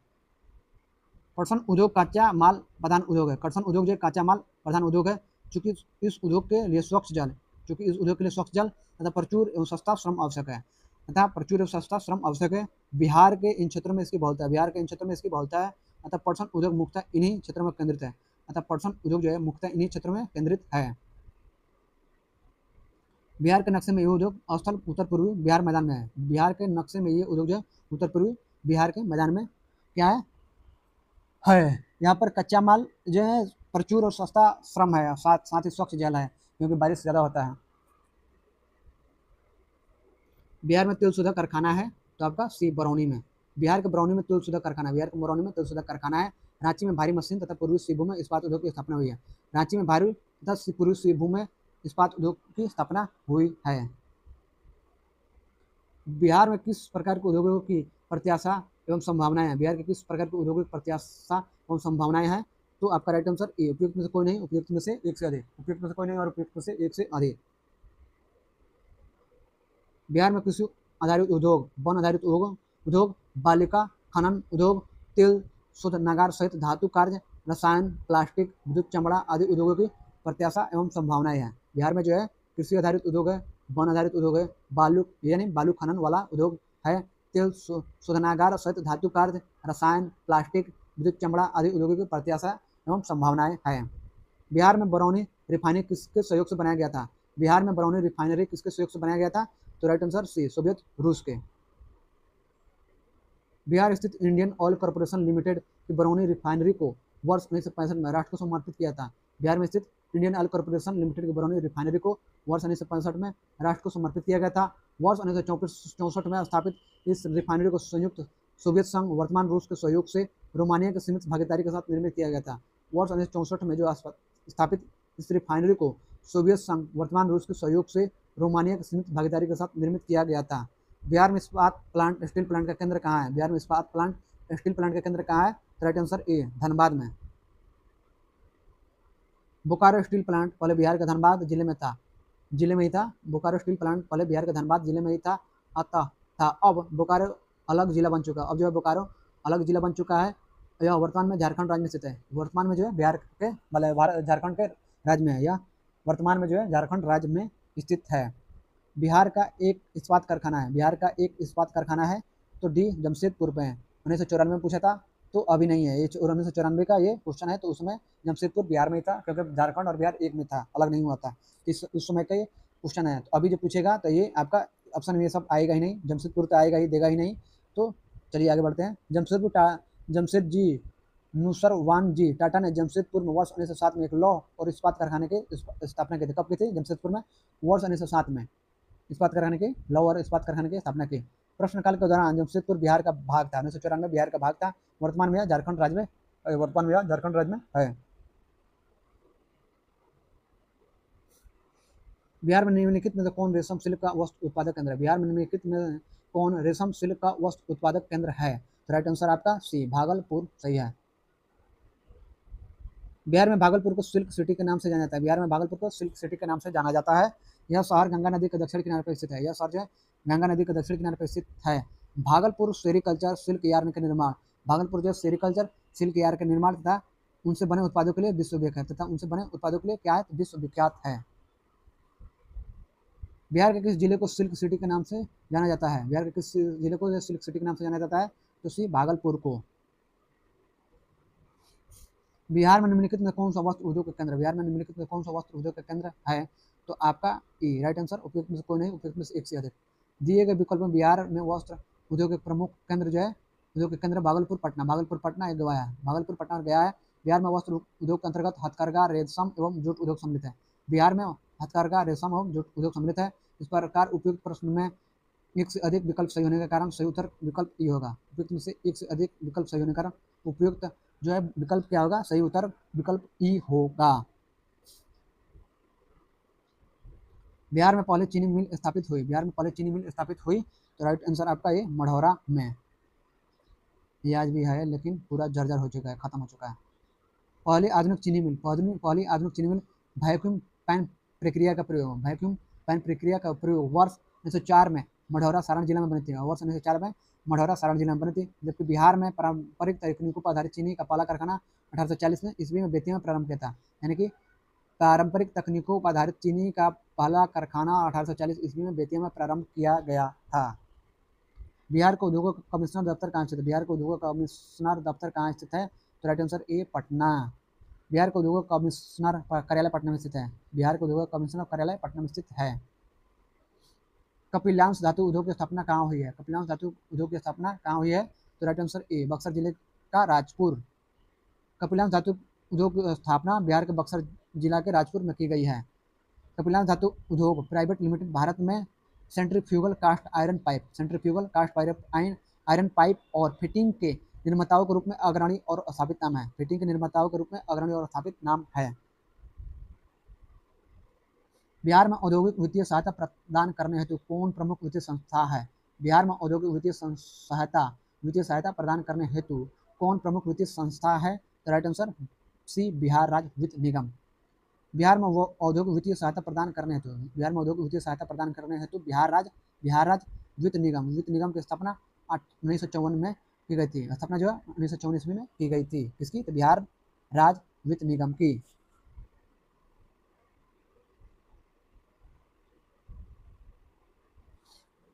नीचे दो वक्तव्य दिए गए हैं जिनमें एक कथन ए और दूसरा कारण आर दोनों को ध्यानपूर्वक पढ़ें, दोनों को जो ध्यानपूर्वक पढ़ें। कथन ए, दक्षिण बिहार उत्तर बिहार की अपेक्षा अधिक विकसित है। दक्षिण बिहार जो है उत्तर बिहार की अपेक्षा अधिक विकसित है। कारण आ, दक्षिण बिहार में उद्योगों का विकास हुआ है। दक्षिण बिहार में उद्योगों का विकास हुआ है। उपयुक्त दोनों कथनों के संदर्भ में निम्नांकित में से कौन सही है? उपयुक्त दोनों कथनों के संदर्भ में निम्नांकित में से कौन सही है? तो आपका राइट आंसर डी सही है। यानी कि ए असत्य है परंतु आर सत्य है। यानी कि ए असत्य है, यानी कि ये क्या है? असत्य है, यानी कि ए वाला गलत है। इसको थोड़ा सा चेंज कीजिए। ए वाला आपका कथन जो है गलत है। दक्षिण बिहार उत्तर बिहार की अपेक्षा अधिक विकसित है, तो आपका ए असत्य है। परंतु आर जो है आर, दक्षिण बिहार में उद्योगों का विकास हुआ है। उपयुक्त दोनों कथन में दक्षिण बिहार में उद्योगों का विकास हुआ है, ये सही है। लेकिन जो है ऊपर वाला कथन गलत है। वर्तमान दक्षिण बिहार जो है उत्तरी बिहार की अपेक्षा अधिक विकसित है। वर्तमान दक्षिण बिहार जो है उत्तरी बिहार की अपेक्षा अधिक विकसित है, परंतु वर्ष 2000 से पहले दक्षिण बिहार वर्तमान झारखंड उत्तरी बिहार की अपेक्षा जो कम विकसित था। दक्षिण बिहार का अल्प विकसित विकास ही अलग झारखंड राज्य का निर्माण का मूल मुद्दा रहा। तत्कालीन दक्षिण बिहार खनिज प्रधान क्षेत्र रहा है, फलस्वरूप खनिजों पर आधारित उद्योगों का विकास दक्षिण बिहार में अपेक्षाकृत अधिक है। जमशेदपुर बोकारो धनबाद है, बोकारो है आदि तत्कालीन दक्षिण बिहार के प्रमुख औद्योगिक नगर है। यह 1995 में सवाल पूछा गया था, तब की ये बात है, ये तब का ये सब बातें की जा रही है यहाँ पर एक्सप्लेनेशन में। ऊर्जा संसाधन के बारे में देखते हैं, ऊर्जा संसाधन जो भी सवाल पूछा गया उसको देखते हैं।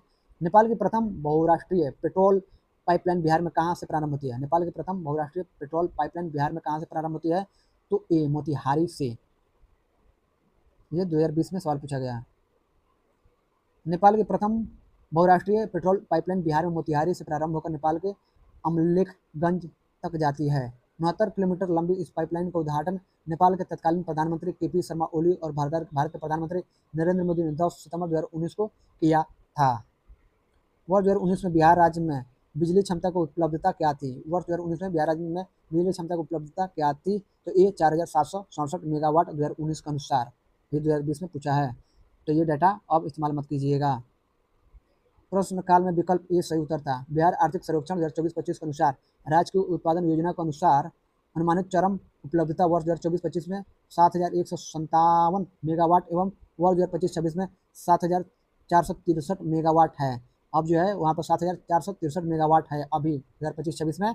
अब देखिए यहाँ पर है 2019 में 4767 मेगावाट थी, अब बढ़कर कितना हो गया है, यहाँ पर आपका हो गया है 7463 मेगावाट हो चुका है। तो अब डेटा जो होगा थोड़ा आप देखते रहिएगा डेटा को। और ये जो बता रहे हैं ना बिहार आर्थिक सर्वेक्षण से, यानी कि सवाल कहाँ कहाँ से बनाया जा सकता है, ये जो प्रीवियस ईयर से पता चलता है कि सवाल यहाँ से बनाया जा सकता है। इसलिए प्रीवियस ईयर जो है क्वेश्चन पेपर को देखा जाता है, सॉल्व किया जाता है और इससे अनुमान लगाया जाता है कि इस तरीके के सवाल जो है आयोग के द्वारा पूछी जा सकती है, उसके आधार पर जो है तैयारी की जाती है और एग्जाम में संभावना की जाती है इस तरह के सवाल आएंगे और इस तरह से सवाल आते भी हैं और रिजल्ट भी होता है। तो आपको एक तरीका पता हो जाता है कि सवाल किस तरह से पूछे जाएंगे और कहाँ से पूछे जाएंगे। चलिए आगे बढ़ते हैं। बिहार राज्य में प्रति व्यक्ति ऊर्जा उपभोग है, बिहार राज्य में प्रति व्यक्ति ऊर्जा उपभोग है, तो right answer A 203 kilowatt hour. ये 2016 में पूछा गया है, ये बढ़ चुका है, ये भी डाटा का इस्तेमाल मत कीजिए, 2016 में सवाल पूछा गया है, 203 अब नहीं होगा, अब बहुत ज़्यादा होगा। प्रश्न काल के संदर्भ में जिस समय ये सवाल पूछा गया उसके अनुसार प्रश्न संदर्भ में है, उसके संदर्भ में जो है विकल्प ए सही उत्तर था। बिहार आर्थिक सर्वेक्षण 2024-25 के अनुसार बिहार में बिजली की प्रति व्यक्ति खपत वर्ष 2015 के 203 किलोवाट घंटा से बढ़कर वर्ष 2023 में 348 किलोवाट घंटा हो गई है। वर्ष 2024 के अंतिम आंकड़ों के अनुसार बिहार में बिजली प्रति व्यक्ति खपत 343 किलोवाट घंटा हो गई है। 2024 का ये आंकड़ा दे रहा है, इसको भी मत कीजिएगा। अब 2026 में जो भी पूछेगा आप 2000 फरवरी सॉरी अभी बजट जो है बजट और क्या बोलते हैं आर्थिक सर्वेक्षण फरवरी में आपका हो चुका है, तो आप बजट और जो है आर्थिक सर्वेक्षण पढ़ के जाइएगा और देखिएगा उसमें जो है कितने किलोवाट प्रति व्यक्ति ऊर्जा खपत है बिहार में, तो वो डाटा देख कर जाइएगा। ये डाटा नहीं पढ़िएगा, ये डाटा से आपको पता चल रहा है कि इस तरह के सवाल पूछे जाते हैं, तो ये अनुमान लगा लीजिएगा और इस तरह से पढ़ के जाइएगा। बिहार में नवीनतम वार्षिक प्रति व्यक्ति बिजली का उपभोग है, बिहार में नवीनतम वार्षिक प्रति व्यक्ति बिजली का उपभोग है कितना? राइट आंसर ए न्यूनतम है। 2017 में सवाल पूछा गया है। बिहार आर्थिक सर्वेक्षण 2020-21 के अनुसार बिहार में प्रति व्यक्ति बिजली उपभोग वर्ष 2019-20 में 332 किलोवाट प्रति घंटा रहा, जो देश में बिजली का न्यूनतम उपभोग स्तर है। जबकि बिहार आर्थिक सर्वेक्षण 2024-25 के अनुसार वर्ष 2024 अंतिम के लिए बिहार में प्रति व्यक्ति बिजली खपत 363 किलोवाट घंटा, 332 है, 300 कितना 63 हो गया, 2024 का आंकड़ा है। ठीक है, अब 2026 का आंकड़ा देखिएगा। चलिए आगे बढ़ते हैं। कोयले पर चलने वाला 3 थर्मल पावर स्टेशन जो बिहार में स्थित है इस प्रकार हैं। कोयले पर चलने वाला 3 थर्मल पावर स्टेशन जो बिहार में स्थित है इस प्रकार है, तो यहाँ पर आंसर 1999 में ये सवाल पूछा गया है। चलिए आगे देखते हैं हम लोग। Bokaro, Chandrapur, Santaldih 3 thermal power station है जो कोयला पर आधारित है। वर्तमान में बोकारो तथा चंद्रमापुर झारखंड यानी पूर्व में बिहार राज्य में है, पहले बिहार राज्य में था, अब जो है कहाँ है तो झारखंड में है। जबकि संथालडीह पश्चिम बंगाल में स्थित है, संथालडीह जो है पश्चिम बंगाल में आता। प्रश्नकाल के दौरान तो वर्तमान में संथालडीह थर्मल पावर स्टेशन पश्चिम बंगाल राज्य में स्थित है, अभी जो है वर्तमान में संथालडीह जो है पश्चिम बंगाल में ही स्थित है। वर्तमान बिहार में बरौनी, बाढ़, कहलगांव आदि जो है कोयला आधारित थर्मल पावर स्टेशन एनटीपीसी के द्वारा संचालित होता है। तो यहाँ पर ध्यान देने वाली है वर्तमान में कौन कौन सा है बिहार में, तो बरौनी है, बाढ़ है और कहलगांव है। बरौनी है, बाढ़ और कहलगांव है जो कोयला आधारित क्या है, थर्मल पावर स्टेशन है जो एनटीपीसी के द्वारा संचालित होता है। तो ये याद रखिएगा, ये जो सवाल है 1999 का पूछा गया था। चलिए आगे बढ़ते हैं। कहलगांव, कांटी, बाढ़ और नवीनगर निम्नलिखित में से किसके केंद्र है? कहलगांव, कांटी, बाढ़ और नवीनगर किसके निम्नलिखित में से किसके केंद्र है? तो आपका सी, ताप विद्युत शक्ति के केंद्र है। कहलगांव जो भागलपुर में है, कांटी मुजफ्फरपुर में, बाढ़ जो है पटना में है, नवीनगर जो है औरंगाबाद में है। तो बिहार में स्थित ताप विद्युत शक्ति के केंद्र है, बिहार में स्थित ताप विद्युत शक्ति के केंद्र हैं। बाढ़ super thermal power station BSTPS किस राज्य में स्थित है? बिहार बाढ़ super thermal power station BSTPS किस राज्य में स्थित है? तो आपका राइट आंसर ए, बिहार में स्थित है। बिहार राज्य जल विद्युत शक्ति निगम की स्थापना निम्नलिखित में से किस वर्ष में की गई? बिहार राज्य जल विद्युत शक्ति निगम की स्थापना निम्नलिखित में से किस वर्ष में की गई? तो बी 1982 में। बिहार राज्य जल विद्युत शक्ति निगम BHPC Bihar state hydro electric power corporation की स्थापना वर्ष 1982 में हुई थी। यह बिहार राज्य सरकार का एक उपक्रम था, यह बिहार राज्य में सभी प्रकार की नवीकरणीय ऊर्जा परियोजनाओं यथा जल विद्युत, सौर, पवन, बायोमास आदि के विकास, स्थापना, समन्वय, वित्तीयन, संचालन आदि हेतु कार्यरत था। 2024 में सवाल पूछा गया है तो इसको थोड़ा ध्यान रखिएगा। ये स्थापना कब हुई? 1982 में। किसकी? तो बिहार राज्य जल विद्युत शक्ति निगम है, यानी Bihar state hydro electric power corporation की। अब अद्यतन पूछता है, अद्यतन देखते हैं इसमें क्या है। 38वीं राष्ट्रीय जूनियर एथलेटिक्स चैंपियनशिप 2025 में बिहार के खिलाड़ियों ने कितने कांस्य पदक जीते? तो यहाँ पर आंसर नहीं दिया गया है। बिहार लोक सेवा आयोग की अंतिम उत्तर कुंजी, बिहार लोक सेवा आयोग की अंतिम उत्तर कुंजी में इस प्रकार प्रश्न को विलोपित कर दिया गया, इस प्रश्न को विलोपित कर दिया गया। ऐसी कोई चैंपियनशिप वर्ष 2025 में आयोजित नहीं होती, ऐसी कोई चैंपियनशिप वर्ष 2025 में आयोजित नहीं होती। 38वीं राष्ट्रीय जूनियर एथलेटिक्स चैंपियनशिप वर्ष 2023 में हुई थी। वर्ष 2023 में 38वीं राष्ट्रीय जूनियर एथलेटिक्स चैंपियनशिप वर्ष 2023 में हुई थी। 2025 में सवाल पूछा गया है, ये सवाल ही पूरी तरह से हटा दिया गया है, ये गलत सवाल है। हाल में उद्घाटन किया गया राष्ट्रीय डॉल्फिन अनुसंधान केंद्र बिहार के किस शहर में स्थित है? हाल ही में उद्घाटन किया गया राष्ट्रीय डॉल्फिन अनुसंधान केंद्र बिहार के किस शहर में स्थित है? राइट आंसर बी, पटना में है। 4 मार्च 2024 को बिहार के मुख्यमंत्री नीतीश कुमार राष्ट्रीय डॉल्फिन अनुसंधान केंद्र का उद्घाटन किया। यह केंद्र पटना में अवस्थित है। 4 मार्च 2024 को बिहार के मुख्यमंत्री नीतीश कुमार ने राष्ट्रीय डॉल्फिन अनुसंधान केंद्र का उद्घाटन किया। यह केंद्र कहाँ है? तो पटना में अवस्थित है।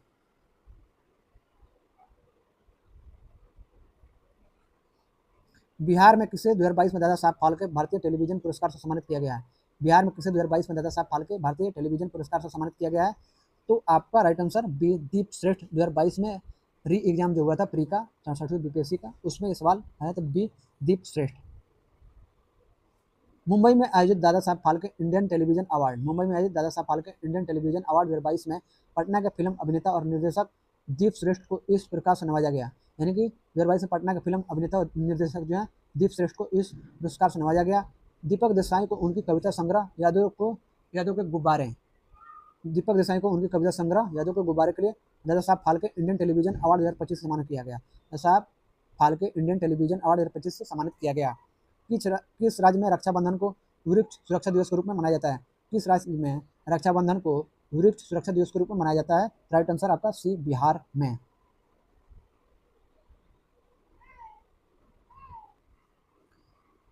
बिहार राज्य में रक्षाबंधन के दिन को बिहार सरकार द्वारा वृक्ष सुरक्षा दिवस के रूप में मनाया जाता है। इस पहल की शुरुआत बिहार के मुख्यमंत्री नीतीश कुमार ने की है। इस पहल को बिहार के मुख्यमंत्री नीतीश कुमार ने की है। अप्रैल 2020 में बिहार में शिक्षा विभाग ने DD बिहार के माध्यम से निम्नलिखित कार्यक्रम शुरू किया। यानी कि अप्रैल 2020 में बिहार शिक्षा विभाग ने DD बिहार के माध्यम से निम्नलिखित कार्यक्रम शुरू किया। राइट आंसर आपका बी, यानी कि 9th और 10th के छात्रों के लिए इस सामग्री का प्रसारण। कक्षा 9th और 10th के छात्रों के लिए इस सामग्री का प्रसारण। 77वीं BPSC 2024 री एग्जाम जो हुआ था उसमें यह सवाल पूछा गया है। अप्रैल 2020 में कोविड-19 के दौरान बिहार शिक्षा विभाग ने DD बिहार के माध्यम से टीवी आधारित अध्ययन का आरंभ किया था। इसकी शुरुआत सबसे पहले कक्षा 9 तथा 10वीं के विद्यार्थियों के लिए की गई थी। बाद में इस पहल के द्वारा अन्य कक्षाओं के विद्यार्थियों को शामिल किया गया था। अतः अप्रैल 2020 के संदर्भ में विकल्प भी सही उत्तर होगा। बिहार के किस जिले में प्रथम तैरता हुआ सोलर ऊर्जा संयंत्र बनाया गया? बिहार के किस जिले में प्रथम तैरता हुआ सोलर ऊर्जा संयंत्र बनाया गया है? Right answer A, Darbhanga. BPSC teacher 9th और 10th जो है 2023 में जो सवाल हुए थे उसमें ये सवाल पूछा गया था। बिहार के दरभंगा जिले में प्रथम तैरता हुआ सोलर ऊर्जा संयंत्र बनाया गया है। यह सोलर प्लांट दरभंगा जिले के कादिराबाद में एक तालाब पर बनाया गया जिसकी क्षमता 2 मेगावाट है।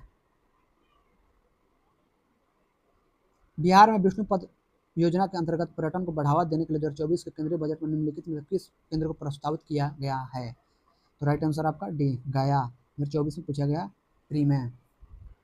जुलाई 2024 में प्रस्तुत केंद्रीय बजट 2024-25 में काशी विश्वनाथ मंदिर कॉरिडोर के मॉडल पर बिहार में गया का विष्णु पद मंदिर और बोध गया का महाबोधि मंदिर को विश्व स्तरीय तीर्थ स्थल एवं पर्यटक स्थल के रूप में रूपांतरित करने हेतु विष्णु पद मंदिर कॉरिडोर एवं महाबोधि मंदिर कॉरिडोर में व्यापक विकास को प्रस्तावित किया गया।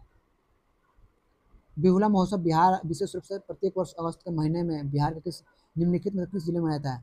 बिहुला महोत्सव जो है विशेष रूप से प्रत्येक वर्ष अगस्त के महीने में बिहार के निम्नलिखित में से किस जिले में मनाया जाता है? राइट आंसर ए, भागलपुर में। बिहुला महोत्सव प्रत्येक वर्ष अगस्त माह में बिहार के भागलपुर जिले में विशेष रूप से मनाया जाता है। पूर्वी बिहार के इस त्योहार में लोग अपने परिवार के कल्याण के लिए मनसा देवी से प्रार्थना करते हैं। बिहार में निम्नलिखित में किसे जीआई टैग मिला है? बिहार में निम्नलिखित में किसे जीआई टैग मिला है? तो राइट आंसर है मगही पान को। बीपीएससी टीचर 2023 में सवाल पूछा गया है 9th और 10th में। मगही पान को जीआई टैग मिला है, यानी कि जो भी विकल्प दिया गया है उसमें जो है मगही पान को जीआई टैग मिला है। मगही पान की एक महंगी किस्म है जो बिहार के मगध क्षेत्र के औरंगाबाद, गया, नालंदा आदि जिलों में उगाई जाती है। जो बिहार के औरंगाबाद, गया, नालंदा जिलों में उगाई जाती है। 2 जनवरी 2022 को बिहार सरकार द्वारा नियुक्त राज्य पिछड़ा वर्ग आयोग के अध्यक्ष कौन है? 2 जनवरी 2022 को बिहार सरकार द्वारा नियुक्त राज्य पिछड़ा वर्ग आयोग के अध्यक्ष कौन है? 2023 में सवाल पूछा गया है बीपीएससी टीचर में 11th और 12th में। राइट आंसर ए, न्यायमूर्ति संजय कुमार। Right answer.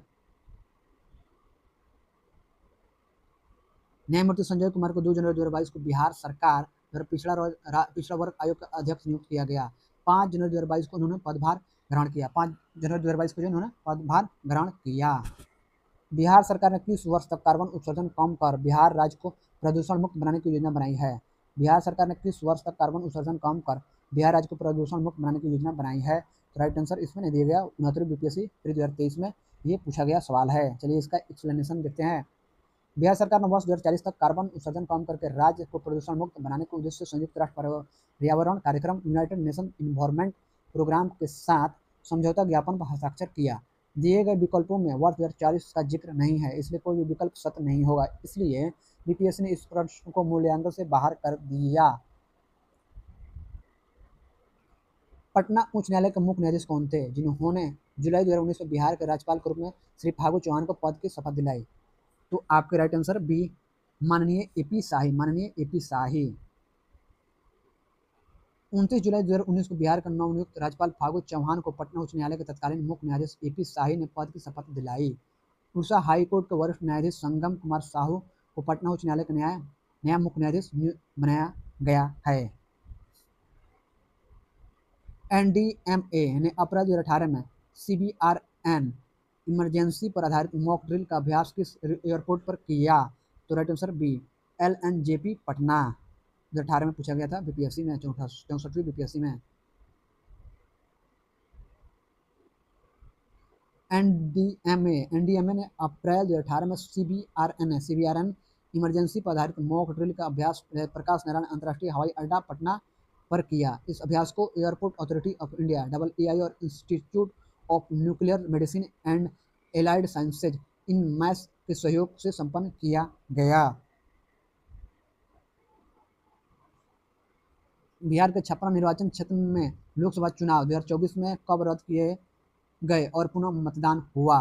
तो आपका राइट आंसर बी, 10 मई और 31 मई। 10 मई 2004 को चुनाव आयोग ने 2004 है 10 मई 2004 को चुनाव आयोग ने 26 अप्रैल 2004 को छपरा में हुए लोकसभा चुनाव को निष्पक्ष और स्वतंत्र न मानते हुए रद्द कर दिया था और 31 मई 2004 को पुनः मतदान का आदेश दिया था।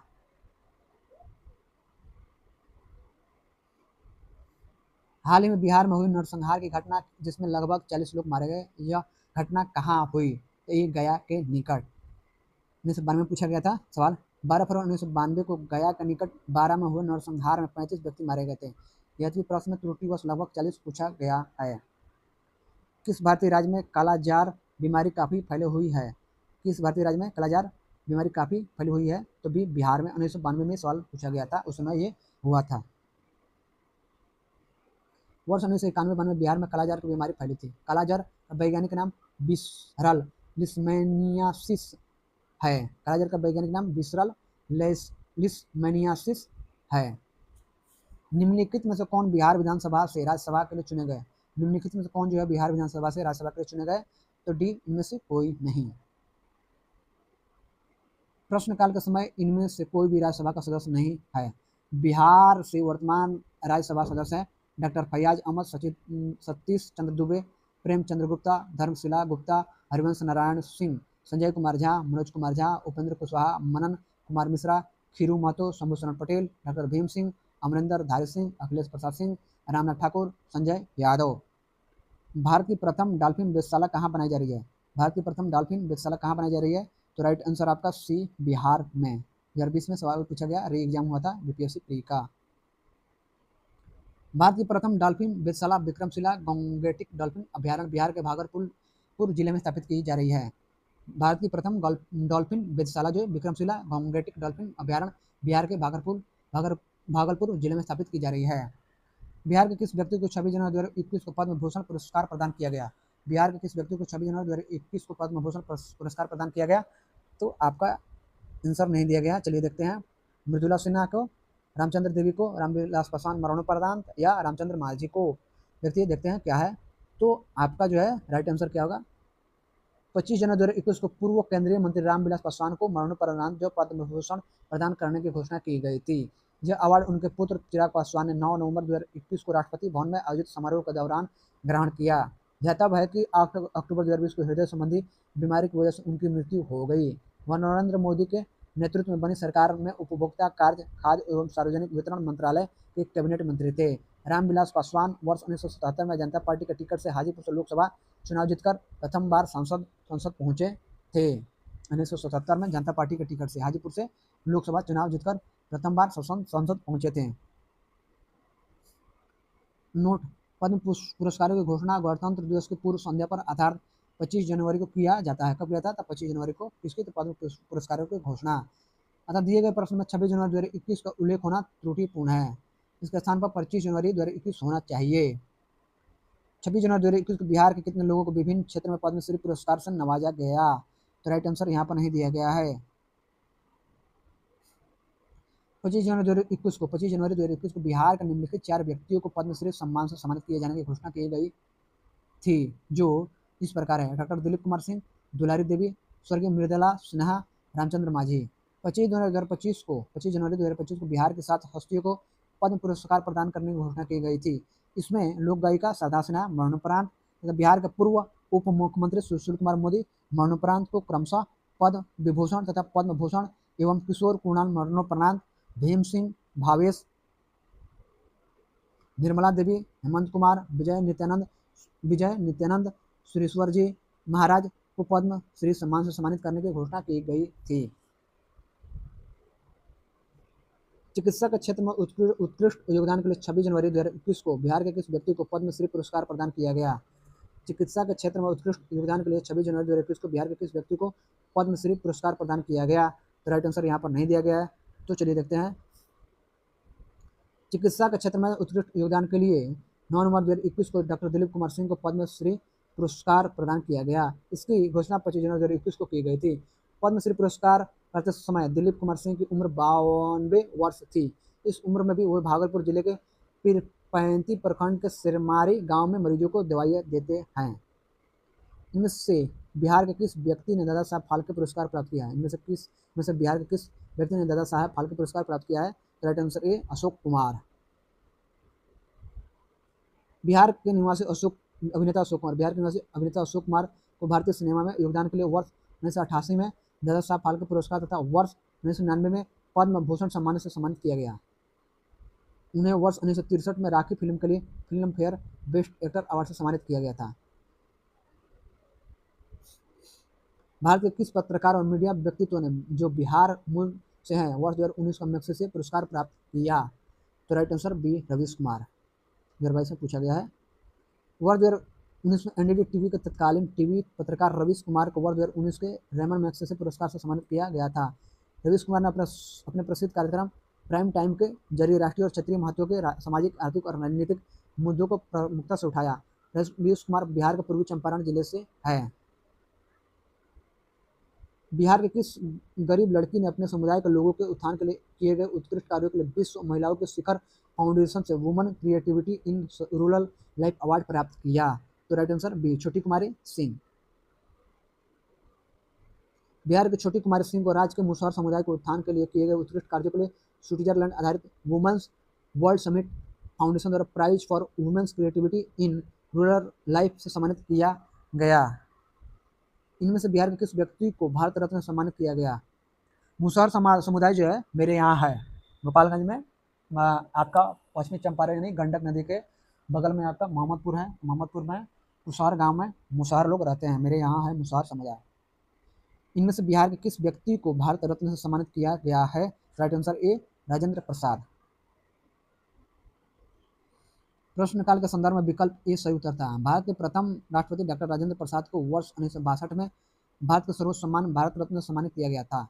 ध्यातव्य है कि डॉक्टर राजेंद्र प्रसाद का जन्म बिहार के सिवान जिले तत्कालीन सारण के जीरादई गांव में 3 दिसंबर 1884 को हुआ था। लोग प्यार से उन्हें राजेंद्र बाबू के नाम से पुकारते थे।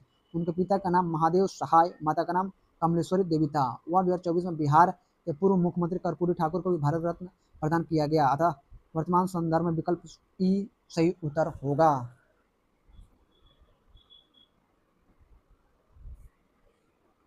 बिहार में कृषि कुंभ मेला 2019 कहाँ आयोजित हुआ? बिहार में कृषि कुंभ मेला 2019 कहाँ आयोजित हुआ? तो बी, मोतिहारी में। बिहार में 9 से 11 फरवरी 2019 के मध्य कृषि कुंभ मेला 2019 गांधी मैदान मोतिहारी में आयोजित हुआ। 2019 में सवाल पूछा गया है। बिहार में प्रथम समेकित चेक पोस्ट कब स्थापित किया गया था? राइट आंसर आपका सी, 2018 में।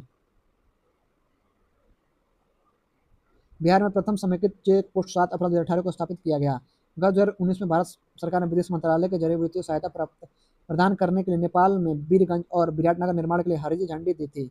यह समेकित चेक पोस्ट बीरगंज रक्सौल बीरगंज का संयुक्त रूप से उद्घाटन भारत एवं नेपाल के प्रधानमंत्री द्वारा 7 अप्रैल 2018 को किया गया, जबकि विराटनगर जोगबन्नी विराटनगर समेकित चेक पोस्ट का उद्घाटन 21 जनवरी 2020 को हुआ था।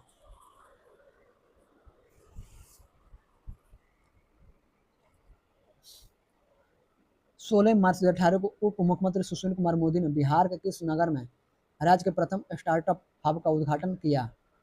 तो आपका राइट आंसर है सी, पटना। 16 मार्च 2018 को बिहार के उप मुख्यमंत्री सुशील कुमार मोदी ने पटना के विश्वकुमार भवन में राज्य के पहले आईटी स्टार्टअप हब का उद्घाटन किया। निम्नलिखित में किसके तहत मुख्यमंत्री नीतीश कुमार ने 6 जनवरी 2018 को बेगूसराय और खगड़िया जनपदों में कुल 750 से अधिक विकास योजनाओं का शुभारंभ किया? राइट आंसर आपका डी, विकास समीक्षा यात्रा। विकास समीक्षा यात्रा के तहत मुख्यमंत्री नीतीश कुमार ने 6 जनवरी 2018 को बेगूसराय और खगड़िया जनपदों में कुल 750 से अधिक विकास परियोजनाओं का शुभारंभ किया। इन परियोजनाओं की लागत लगभग 500 करोड़ रुपये होगी। 2018 में सवाल पूछा गया है, ये करंट का सवाल है।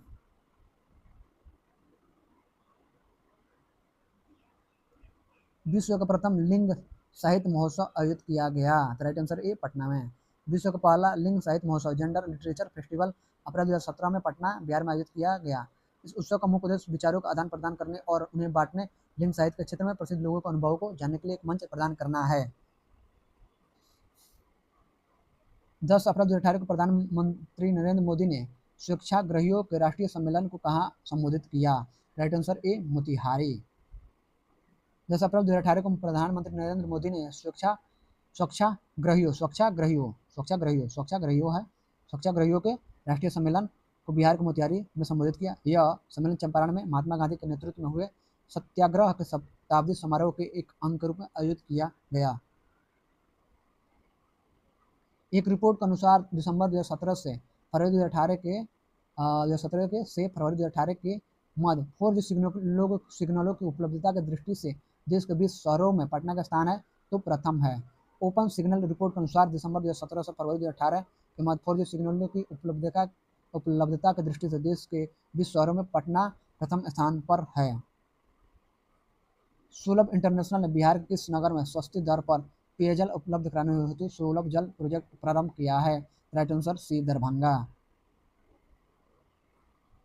जुलाई 2018 में सुलभ इंटरनेशनल ने बिहार के दरभंगा नगर में सुलभ जल नामक जल परियोजना को लॉन्च किया। इस परियोजना के तहत तालाब एवं नदियों को दूषित जल को स्वच्छ एवं सुरक्षित पेयजल में परिवर्तित किया जाएगा। इस परियोजना के माध्यम से लोगों को मात्र 50 पैसे प्रति लीटर की दर से शुद्ध एवं स्वच्छ जल आसानी से प्राप्त हो सकेगा। 2019 में बिहार के मानव विकास सूचकांक का मान था, राइट आंसर डी। ये 2022 पूछा गया, ये डेटा याद मत रखिएगा। वर्ष 2019 में बिहार के मानव विकास सूचकांक HDI का मान वैल्यू 0.574 था। इसको याद मत रखिएगा, सवाल बस पूछा है, बस देखने के लिए पूछ सकता है कहाँ कहाँ से सवाल, HDI से भी सवाल पूछ सकता है, तो याद रखिएगा, पढ़ लीजिएगा।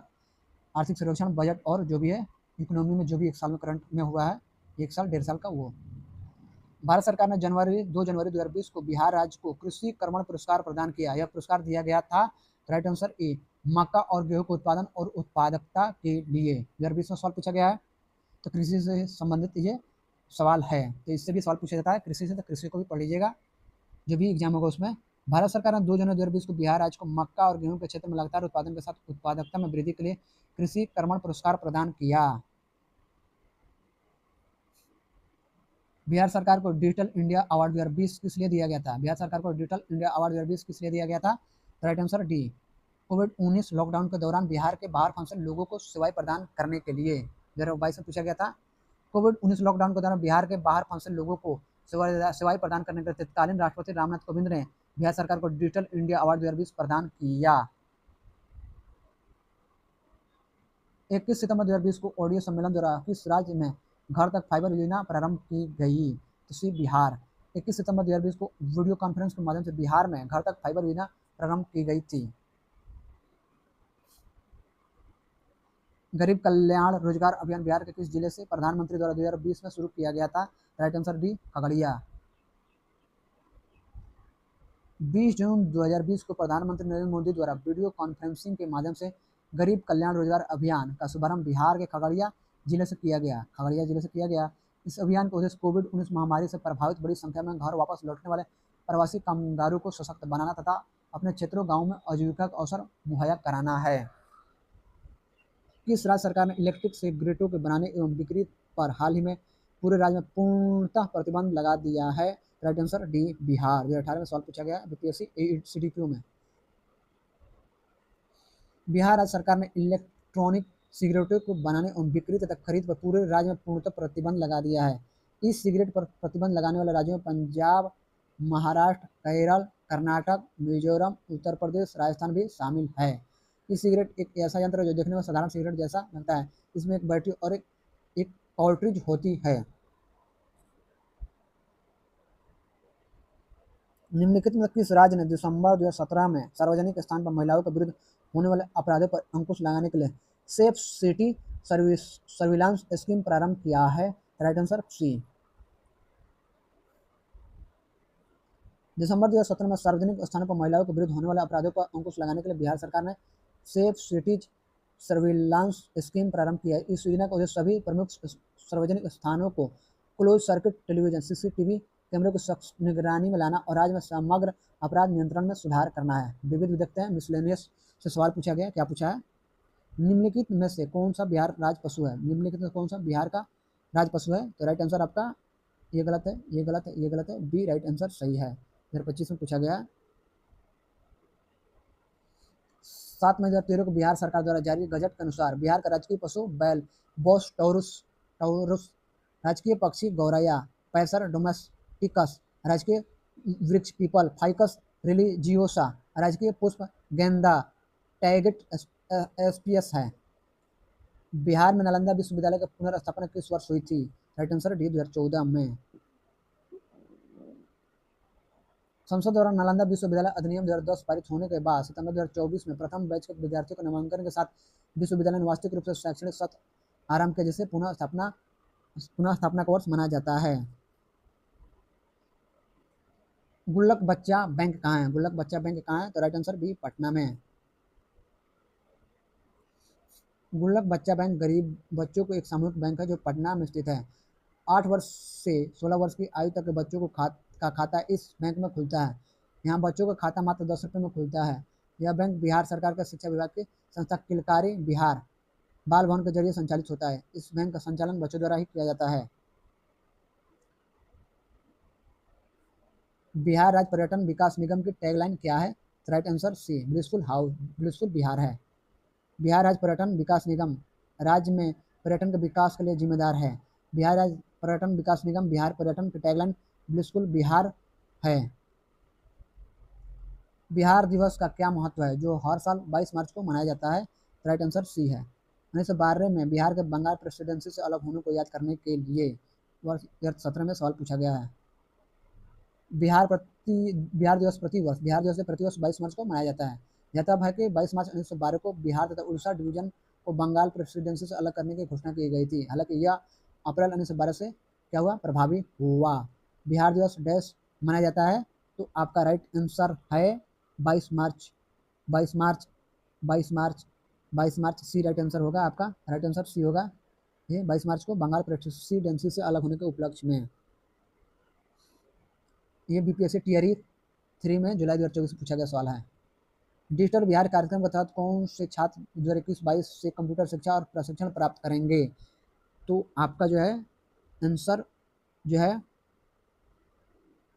छठी क्लास से लेकर ऊपर तक सभी कक्षाओं के, छठी क्लास के सभी छात्र। यहाँ पर ऑप्शन ये गलत है, ये गलत है, 7वीं 8वीं ये गलत है, तो राइट आंसर आपका ई सही है।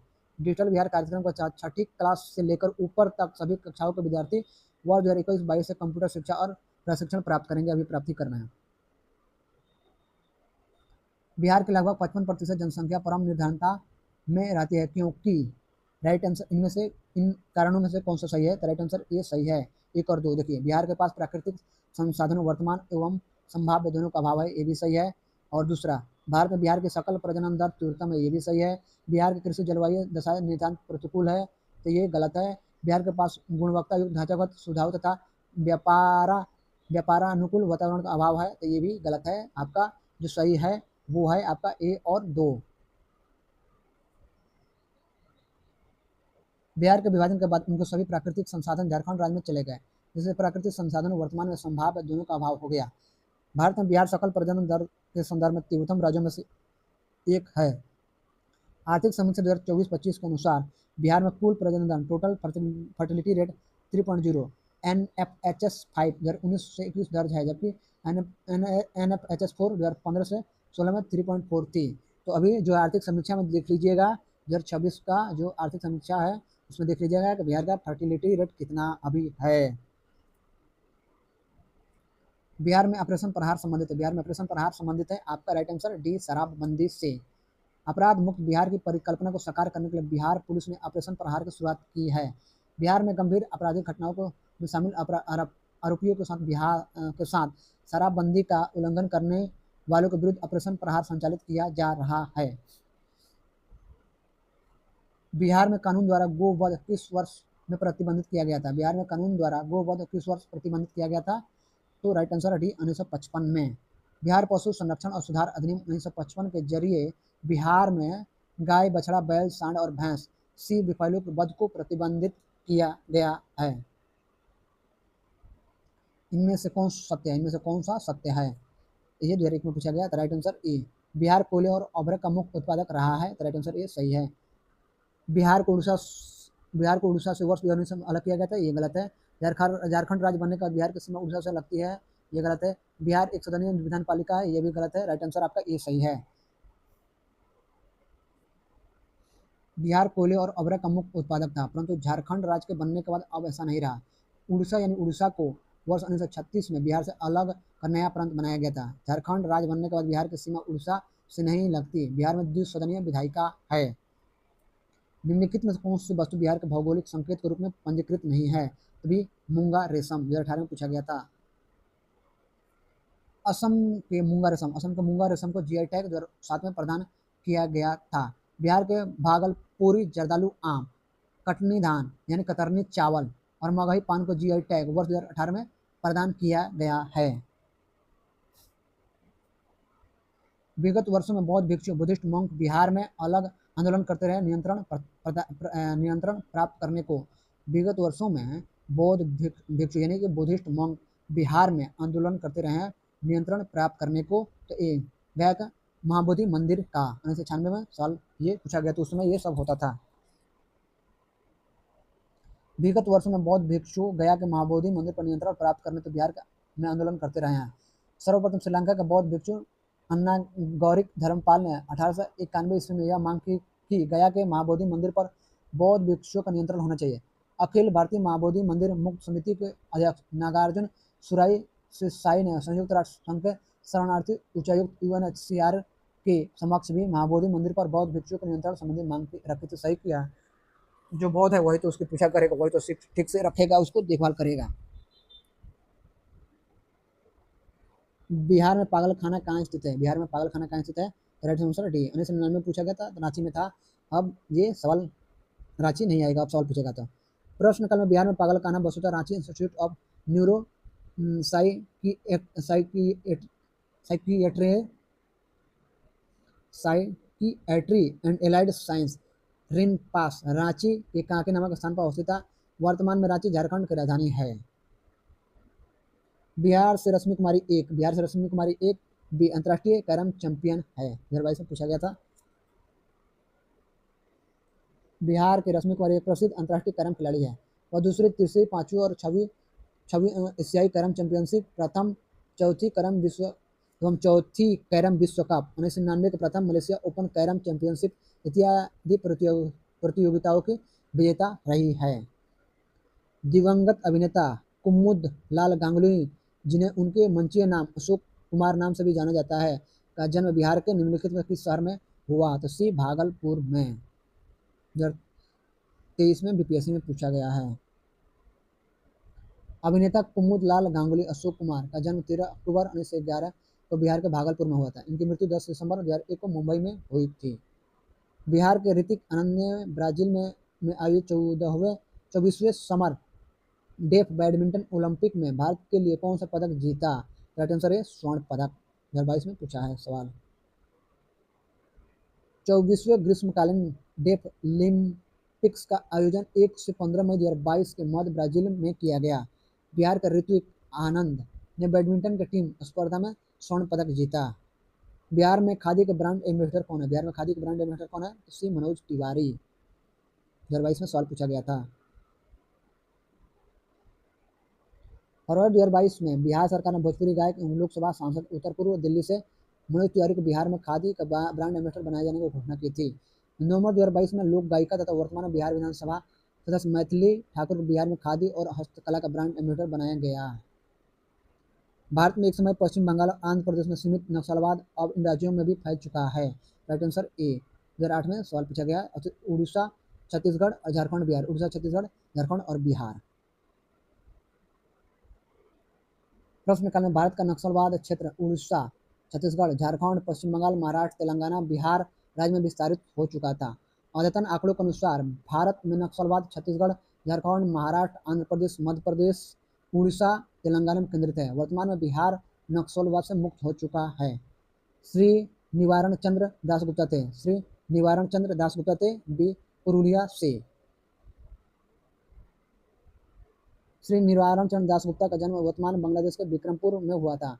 वह तत्कालीन बिहार और उड़ीसा प्रांत वर्तमान पश्चिम बंगाल के पुरुलिया जिला स्कूल के हेडमास्टर थे। उनकी कर्मभूमि वर्तमान पश्चिम बंगाल का पुरुलिया जिला था। मानवी मधु कश्यप हाल में बिहार के पहले ट्रांसजेंडर बनी है। मानवी मधु कश्यप हाल में बिहार के पहले ट्रांसजेंडर बनी है। तो डी पुलिस उप निरीक्षक 2024 के में पूछा गया 17वीं BPSC में। मानवी मधु कश्यप जुलाई 2024 में घोषित बिहार पुलिस अवर निरीक्षक प्रतियोगिता परीक्षा परिणाम में सफल होकर पुलिस सब इंस्पेक्टर बनने वाली पहली ट्रांस वुमेन बनी है। इस परीक्षा में 2 अन्य ट्रांसजेंडर भी चयनित हुए, परंतु वे ट्रांसमेन है। श्रेयसी सिंह विधानसभा सदस्य जिन्होंने पेरिस ओलंपिक 2024 में शूटिंग में भारत का प्रतिनिधित्व किया है, बिहार के किस निर्वाचन क्षेत्र से चुनी गई है? सी जमुई। 2024 में पूछा गया है सवाल।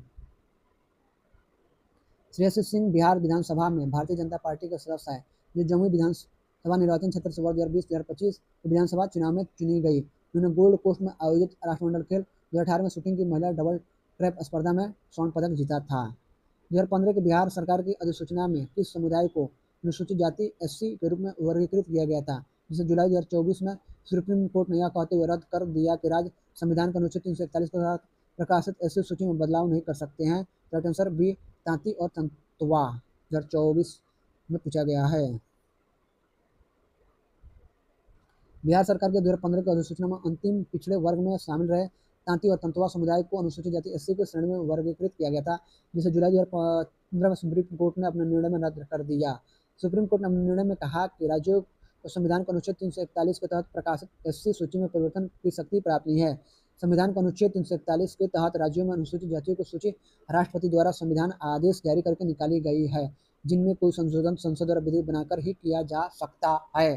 तो चलिए इसी के साथ बिहार स्पेशल पूरी तरह से समाप्त हो गया। प्ले लिस्ट में है तो बीपीएससी घटना चक्र का बिहार स्पेशल जो प्रीवियस ईयर एग्जाम पेपर में जो सवाल पूछे गए हैं उसको पूरा आज करा दिया गया। चलिए अब हम लोग हो सकता है कि मध्यकालीन भारत आधुनिक भारत जो है, भारत का आधुनिक भारत जो है, प्राचीन भारत और मध्यकालीन भारत है, उसमें मध्यकालीन भारत नहीं हुआ है तो मध्यकालीन भारत करेंगे, छोटा सा है। उसके बाद हम लोग बीपीएससी घटना चक्र का भूगोल को करेंगे, विश्व का भूगोल और भारत का भूगोल करेंगे। उसके बाद पॉलिटी करेंगे, उसके बाद साइंस एंड टेक्नोलॉजी करेंगे, उसके बाद से इकोनॉमी करेंगे, उसके बाद से तर्क शक्ति और गणित को करेंगे जो बीपीएससी में पूछा गया है। चलिए मिलते हैं। जय हिंद, जय भारत। अपना ख्याल रखिए, अपने माता पिता का ख्याल रखिए, अपने परिवार का ख्याल रखिए, अपने समाज का ख्याल रखिए, अपना नाम रोशन कीजिए, अपने परिवार का, अपने माता पिता का, अपने देश का, अपने समाज का नाम रोशन कीजिए और लाइक, सब्सक्राइब और कमेंट जरूर कीजिए। जय हिंद, जय भारत।